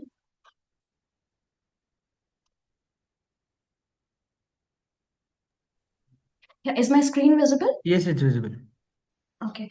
So, good afternoon again, everybody. I'm Alfia, a research scholar from Symbiosis University, and this work is co-authored with my guide, Dr. Komal Chopra. So, today I'll be presenting our study titled Telehealth in the Workplace, a bibliometric analysis of trends, adoption, and research directions. The presentation examines how telehealth research in workplace settings has evolved over time, who is contributing to it, and where future research opportunities lie. So, quickly moving on. The corporate workplaces, particularly IT sector, is predominantly a sedentary work environment with long screen hours and limited physical activity. So researchers are showing that this contributes to hypertension, obesity, and other lifestyle diseases. Additionally, employees frequently experience musculoskeletal disorders, repetitive strain injuries, eye strain, anxiety, depression, and insomnia, as reported by other studies. So while companies have implemented wellness programs, there are evidences in the research that show that many remain underutilized, and especially when we talk about mental health support. So this gap has opened the door for telehealth, a scalable digital solution that can help healthcare more accessible, that can make healthcare more accessible within the workplaces. So moving on to the definition, telehealth is defined as the use of electronic communication technology such as video conferencing, digital platforms, and store and forward systems for remote healthcare delivery. The definition has been provided by American Medical Association in 2024. So, in corporate settings, telehealth enables employees to seek medical support without leaving the workplace, improving access while saving time. Evidences also show that web based and mobile interventions are particularly effective in tackling workplace health issues. It helps in reducing absenteeism, enhances well being, and even supports mental health problems such as anxiety and PTSD. Online exercise programs also improve physical activity and productivity of the employees who are working into these sectors. So the objective of this bibliometric study is to analyze the publication and citation trends in workplace telehealth research, identify dominant research themes and emerging topics, highlight influential authors, journals, and countries, and identify research gaps and future research directions. So overall, the goal is to provide a structured overview of how telehealth research in workplace settings has evolved and where it is heading. The methodology for conducting this bibliometric analysis included by starting the selection of databases. So we selected Web of Science and Scopus due to their multidisciplinary coverage and strong bibliometric capabilities. So articles published between 2016 and 2024 were retrieved using keywords combination related to telehealth, workplace wellness, and employee health. So the data that we actually extracted were then later exported into BibTeX format and analyzed using the bibliometrics R package and BiblioShiny, enabling interactive analysis of trends, citations, authorship, and collaboration networks. To elaborate a bit more on data collection strategy, our search actually included terms such as digital health, telehealth, telemedicine, mobile health, and wearable technologies combined with workplace-related terms. So we included journal articles, review papers, editorial, book chapters, and conference papers published in English. So critical trials and non-English publications were kept as an exclusion criteria to maintain the consistency and analytical focus for the study. Talking about the results that we got from this study, so the publication and citation trends, the results show a steady increase in publication from 2016 onwards, with a peak in 2023 with 11 articles being published in that particular year.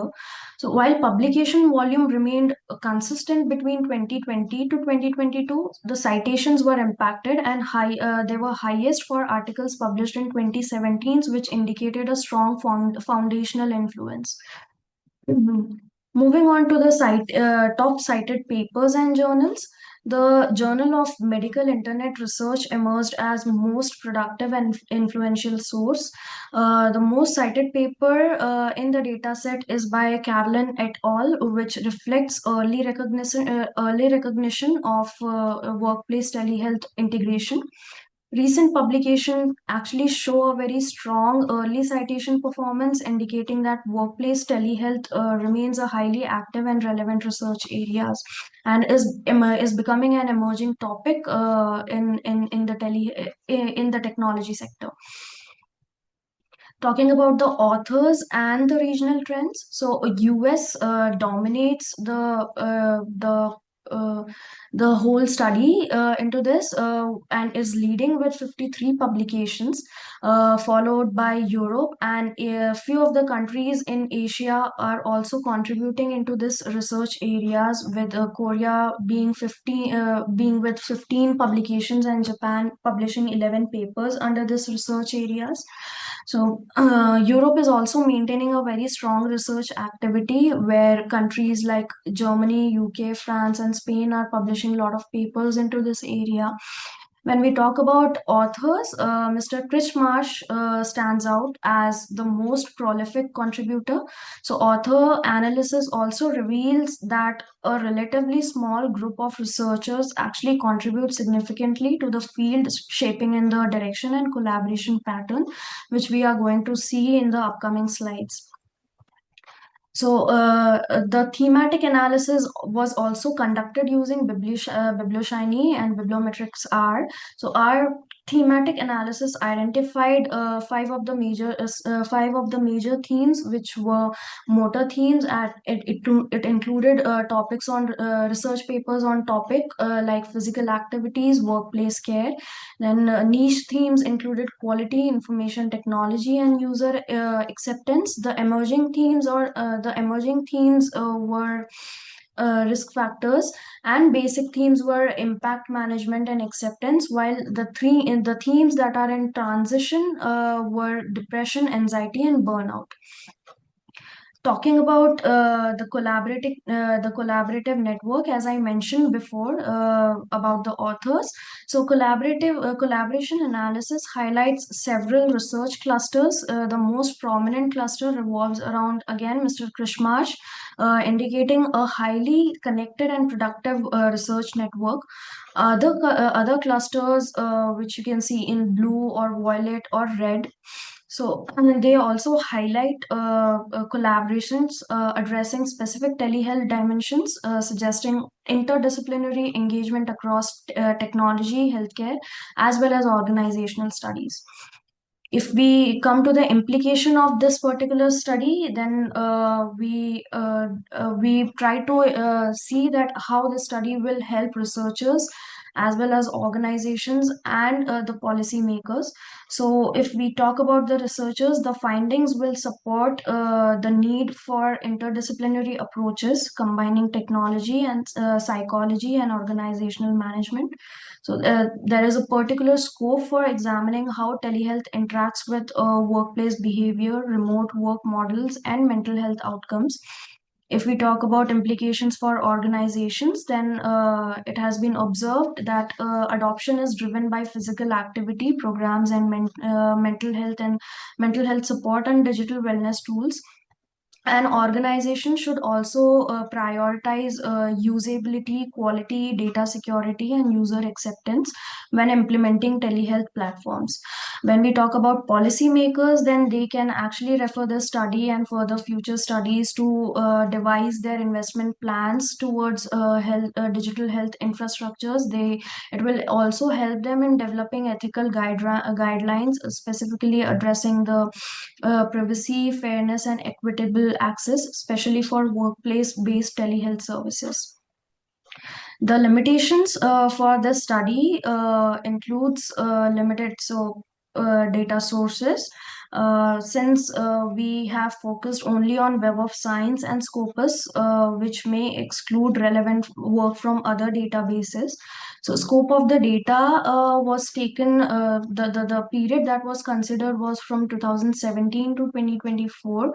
So, it focuses only on recent research trends and historic trends and evolution of digital health intervention. It may remain unexplored if we consider only this study. The study is only focused on quantitative insights like prominent authors or citations and publication trends, and the qualitative insights such as deeper analysis of research findings, it was not included. And the risk of overlooked research, maybe limited data set, increases the possibility of missing critical publications. So because we have taken very limited databases as well as a limited set of years where the research papers or the research or the content has been published, so it increases the possibility of missing out on critical publications, since we have also excluded clinical trials into this. Excuse me, So ma'am. This yes. is just a reminder that your presentation time has ended actually. Okay, so it's just 1 minute. Yes. I'll talk about the future research direction, where the researchers in future can actually explore integration of AI, machine learning, and wearable technology to enhance workplace telehealth solution, and it can be focused or expanded focus on mental health intervention, and comparative studies can also be done across developed and developing economies, and the last future direction can be longitudinal evaluations of organizational and economic impact. So that summarizes the whole presentation. I'm open for question. Thank you so much for listening. Okay. So why were only 64 publications you identified? So, sir, in my exclusion criteria, we basically excluded the clinical trials, and when researching about telehealth, so there are very limited research that is going on when we talk about corporate settings and implementing these telehealth programs into workplaces. Most of the researches were focused on hospitals or B2B sectors when we talk about healthcare settings, but the researches still remain underexplored or limitedly explored in the area of IT sectors or workplace sectors. So that's why the research papers or the data is only 64 in the recent years. Okay. Now, how do these thematic trends so differ before and after the COVID-19 period? Yes. So what we have Or is understood. there any difference? Yes. So before COVID-19, most of the thematic trends were towards technology adoption or focused on privacy or things like that. But when we talk about COVID, mental health issues like depression, anxiety, and PTSD, burnout, those themes or those trends also came into picture, and that's why in our thematic analysis these topics have been kept kept as themes in transition. So there is a slight change that we have seen in the thematic analysis, where initially the topics were mostly into user acceptance or information technology, or most towards technology related. But when COVID came into picture, people actually started looking towards the relevance, or how it impacts, how it can help in mental health disorders also. Okay, last question. So, what practical implications do your finding offers for the organizer, or I can say employers or policymakers today? So one of the practical implication that we saw was, these programs are actually being effective into reducing the burnout and reducing absenteeism in the organizations. Many of the previous researchers have also affirmed into this. So more and more organizations should implement such programs in order to increase the productivity and the ROI, since it will implementing these programs, it will help their employees to maintain a better work life balance by getting access to healthcare while sitting in the office, or maybe during remote works also, which leads to reducing of absenteeism. So that's one of the practical implementation implication. Next is how loudly now mental health and burnout is being talked about. So in order to become a more friendly organization and ensuring the mental and physical health of the employees, the organizations can implement this study will help in validating that telehealth programs or digital health programs should be implemented into organization for better work life balance environments. Okay, great. So, best luck. Thank you. Thank you so much, sir.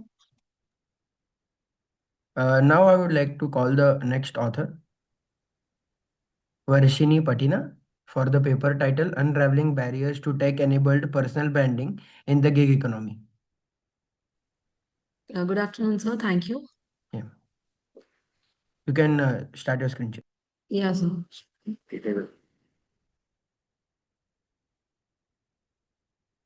So is my screen visible? Yes, it's visible. Yes. Yes. So, good afternoon, everyone, respected chairs, panel members, and my fellow researchers. My name is Varshini Patina, and I'm from Amrita School of Business, Amravati. So, today I'll be presenting our paper titled Unraveling Barriers to Tech-Enabled Personal Branding in the Gig Economy. So, which is co-authored with Dr. Payal Das and Dushyant. So basically, our study examines the hidden structural and technological and as well as psychological barriers which are faced by the gig workers while building personal brands on their digital platforms.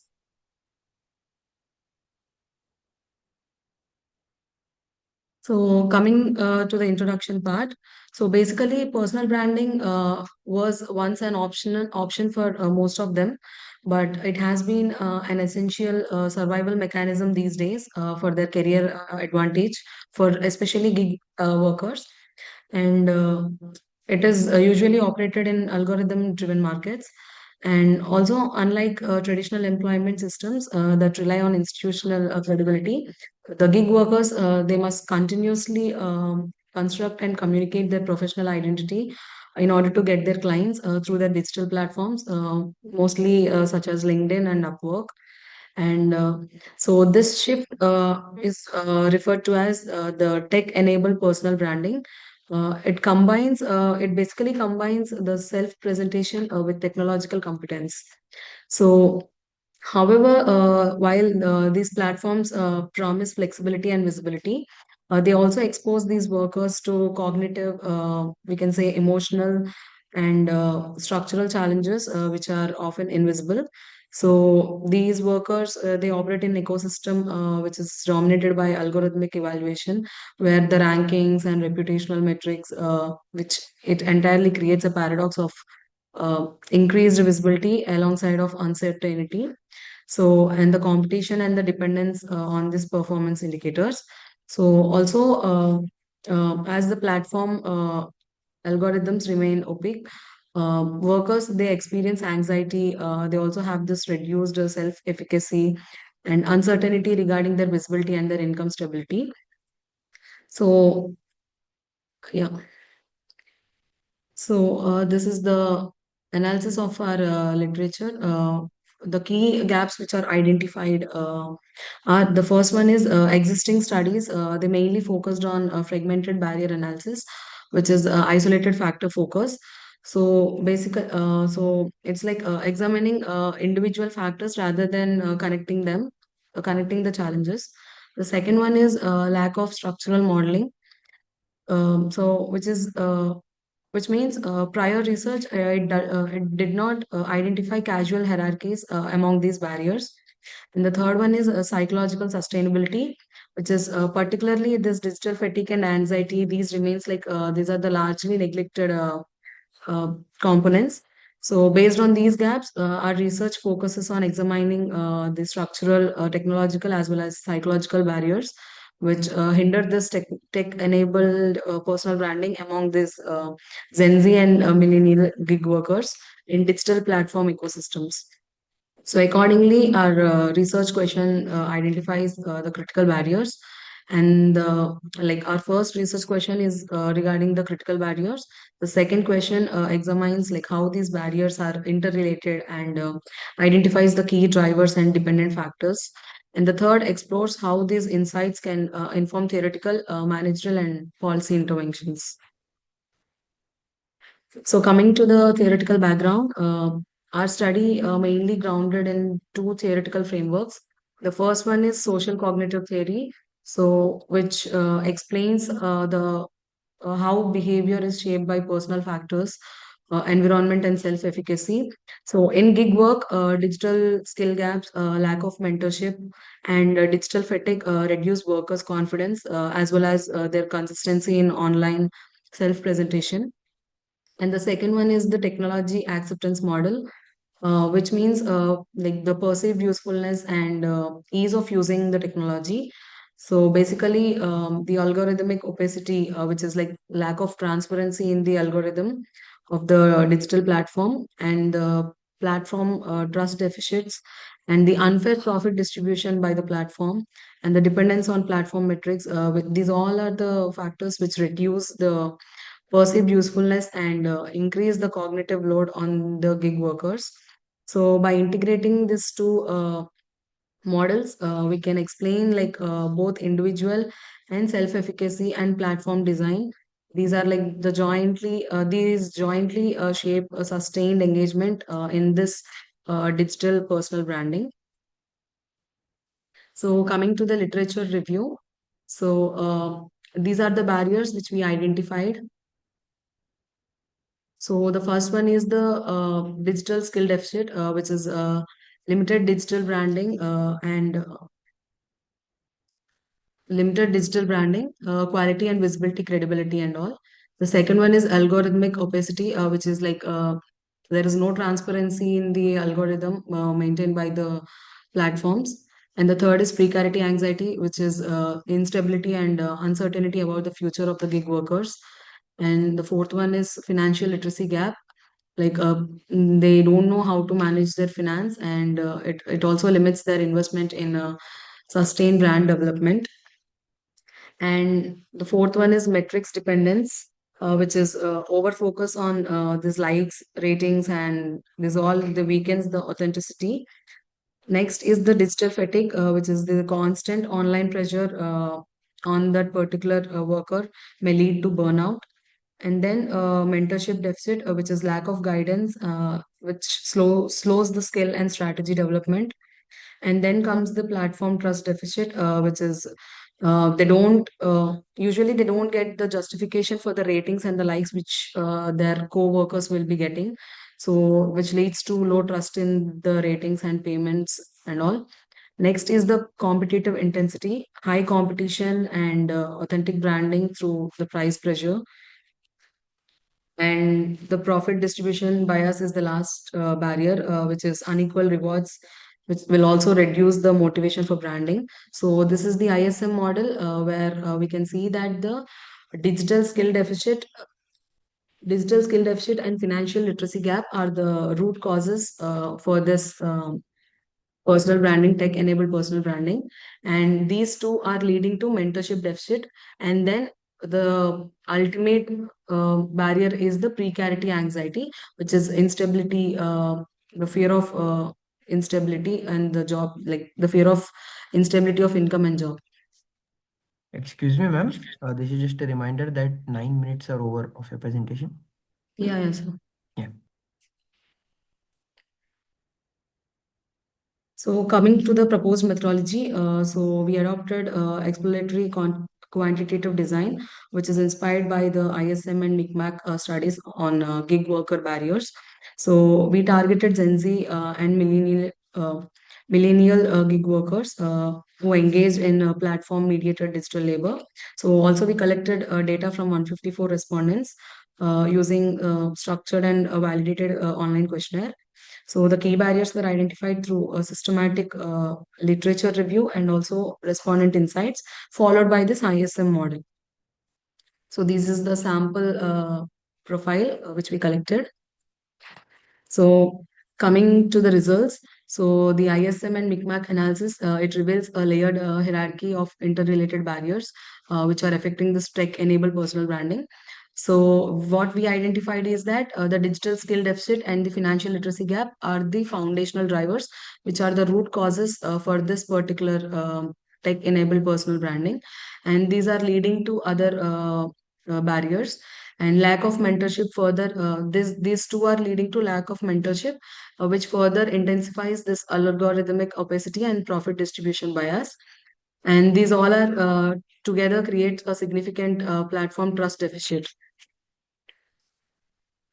So coming to the implications, like the study offers several implications. Theoretically, it is an extension for social cognitive theory and technological acceptance model by showing that this personal branding barriers are systematic and interdependent, but not individual. And from managerial perspective, this gig platforms should provide targeted digital upskilling and branding analytics training to improve workers' self-efficacy, and from a policy perspective, there is a need for digital labor governance frameworks that ensure explainable algorithms, equitable profit distribution, and ethical data practices. So, finally, mentorship networks and peer learning can reduce this digital fatigue and support long term branding sustainability. So, these are the limitations of the study.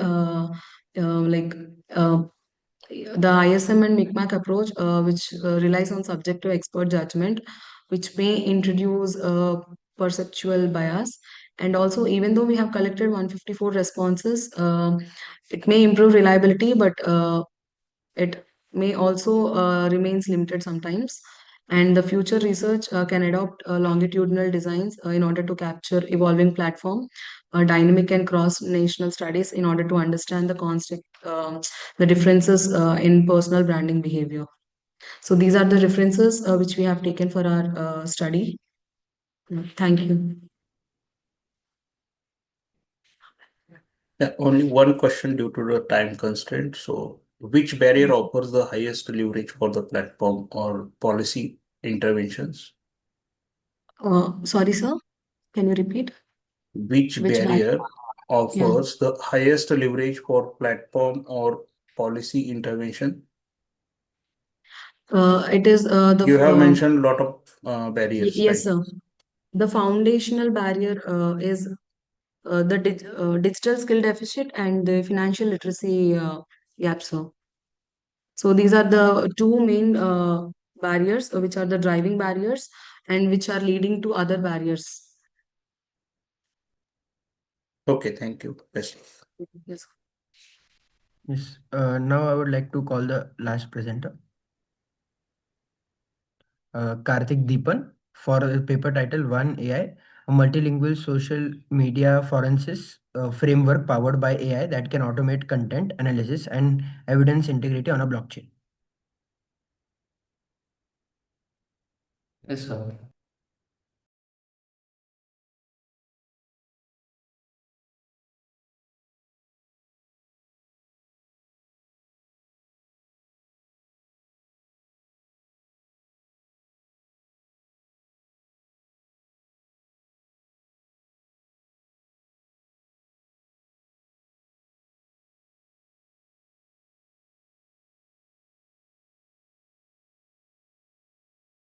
Excuse me, sir. Before you start, I just need to give you a heads up that there's a time constraint, so please be limited to 10 minutes. In the Indian context using artificial intelligence and secure evidence handling mechanism. What happened?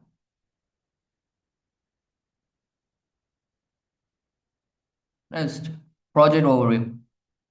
Social media platform such as Twitter, WhatsApp, Facebook, and Instagram have become major source of digital evidence in modern investigation. However, analyzing this data is challenging due to high data volume, privacy restriction, and presence of regional language.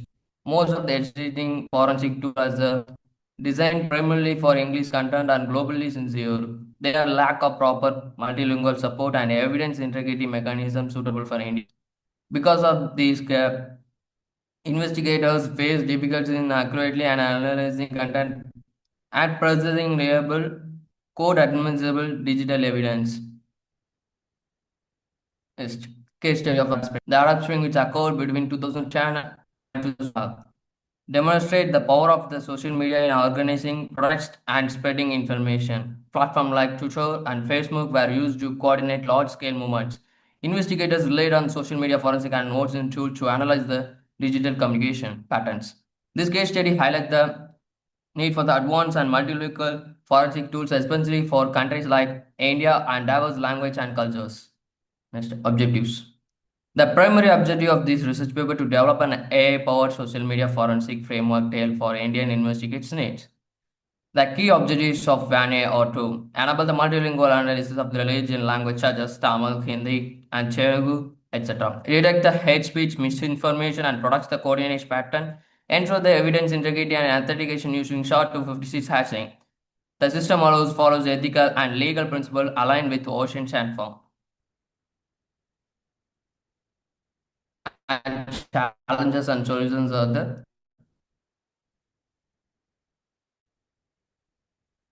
system architecture. This slide presents the overall architecture of WAN. It's covered by first, the system collects the privately available data from social media platforms such as Twitter, WhatsApp, and Telegram. Next, the collected data undergoes multilingual pre-processing, including translation, normalization, and test cleaning. The AI engine then applies natural language processing, it's called as NLP, to detect the hate speech, misinformation, and products that are related content. To ensure the security, each piece of the evidence is protected using SHA-256 hashing, guaranteeing data integrity. And finally, the results are displayed through the interactive dashboard, allowing investigators to search, post, or generate forensic report. Key features of the WAN AI. WAN AI offers several key features to support an investigator. It provides AI-based multilingual content analysis for social media data. The system can automatically detect the fake news, hate speech, and coordinated protest activities. An interactive dashboard provides the real-time alerts, visual insights, and exportable forensic report. The interface is designed to be simple and user-friendly for the law enforcement personnel.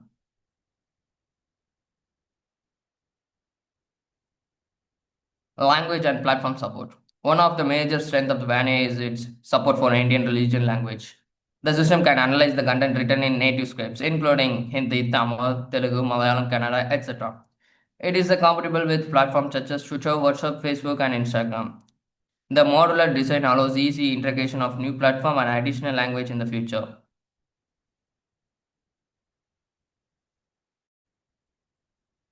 Security layer SHA-256. Security and trust are critical in forensic investigation. One uses SHA-256 hashing to ensure the integrity of the digital evidence. Each collected content item generates a unique hash value, and any modification in the data change the hash, making temporarily easily detectable. This mechanism maintains the chain of the custody and improves the code administrability of the digital evidence. These are the legal and ethical compliance follows the ID Act 2000 related amendment of the digital investigation. And so the user privacy as only public authorization. Even if the consent based data analysis where the applicable, SHA-256 is used to maintain the evidence of the chain of custody, and we are provide the code admissible reporting reports and regular audited to examine ethical AI behavior and behavior well promotes the responsible use in law enforcement and investigation.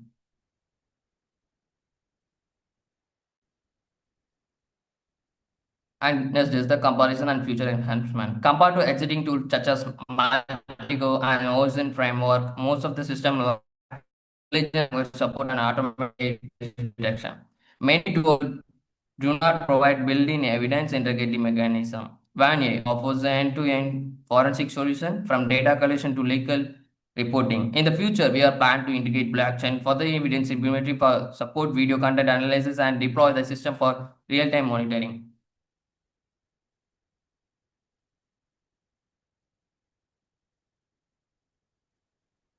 Conclusion. In conclusion, Vanya addressed the critical gap in the Indian social media forensic investigation. By combining multilingual AI analysis, secure the evidence handling, and legal compliance, the framework supports reliable and ethical digital investigation. Vanya represents a future-ready social media forensic solution designed specifically for India. Thank you for your time. I'm happy to answer any question. Okay, only one question I will ask. So, how does the WAN AI handle the low resource language and code mixed social media content? So, 1 second, sir. Can you repeat the question? How your model that WAN AI will handle the low resource languages and code mixed social media content? Okay, sir. OpenAI is a language model like ChatGPT 4 are broadly trained on huge amount of internet text, which means they are strongest in high resources language like English, Spanish, Mandarin, but less optimal for low resources language that have limited digital training data. General model capabilities, GPT-4 and similar model platform translation and understanding across many languages, including some low resources language, without specific quality can vary due to data. Companies and developers use these models to translate or translate explore resources language out of the box and after get reservable result and especially with additional language specific data models can be adapted to better resources language through this suitable data and exploitation.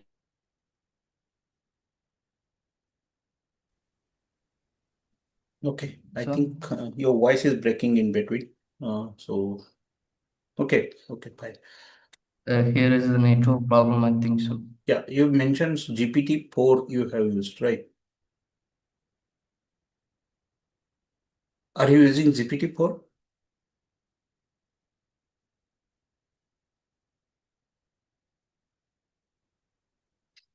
Okay, fine. I think you are facing a network issue. We'll wind up here. Yeah, thank Yes. you.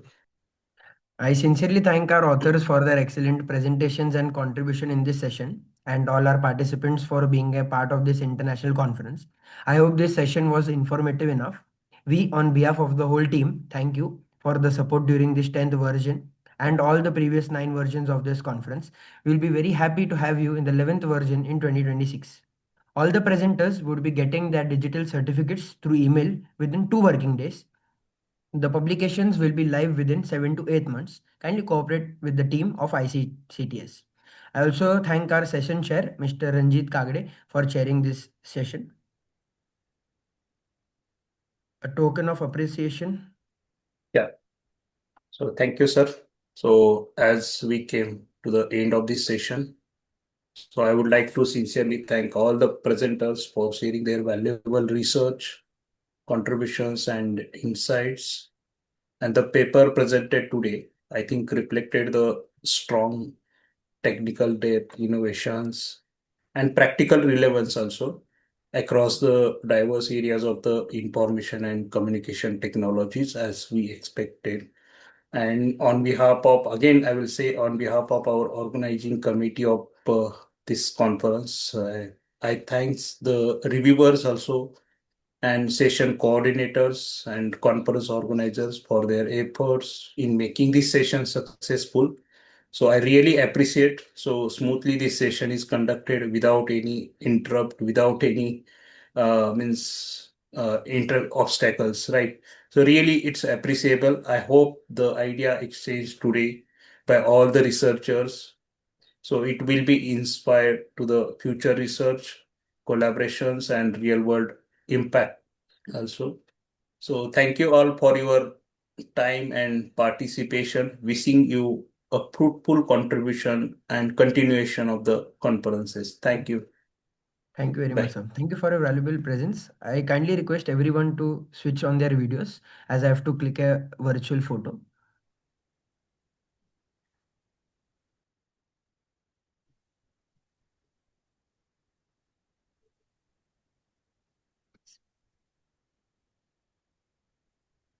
Thank you.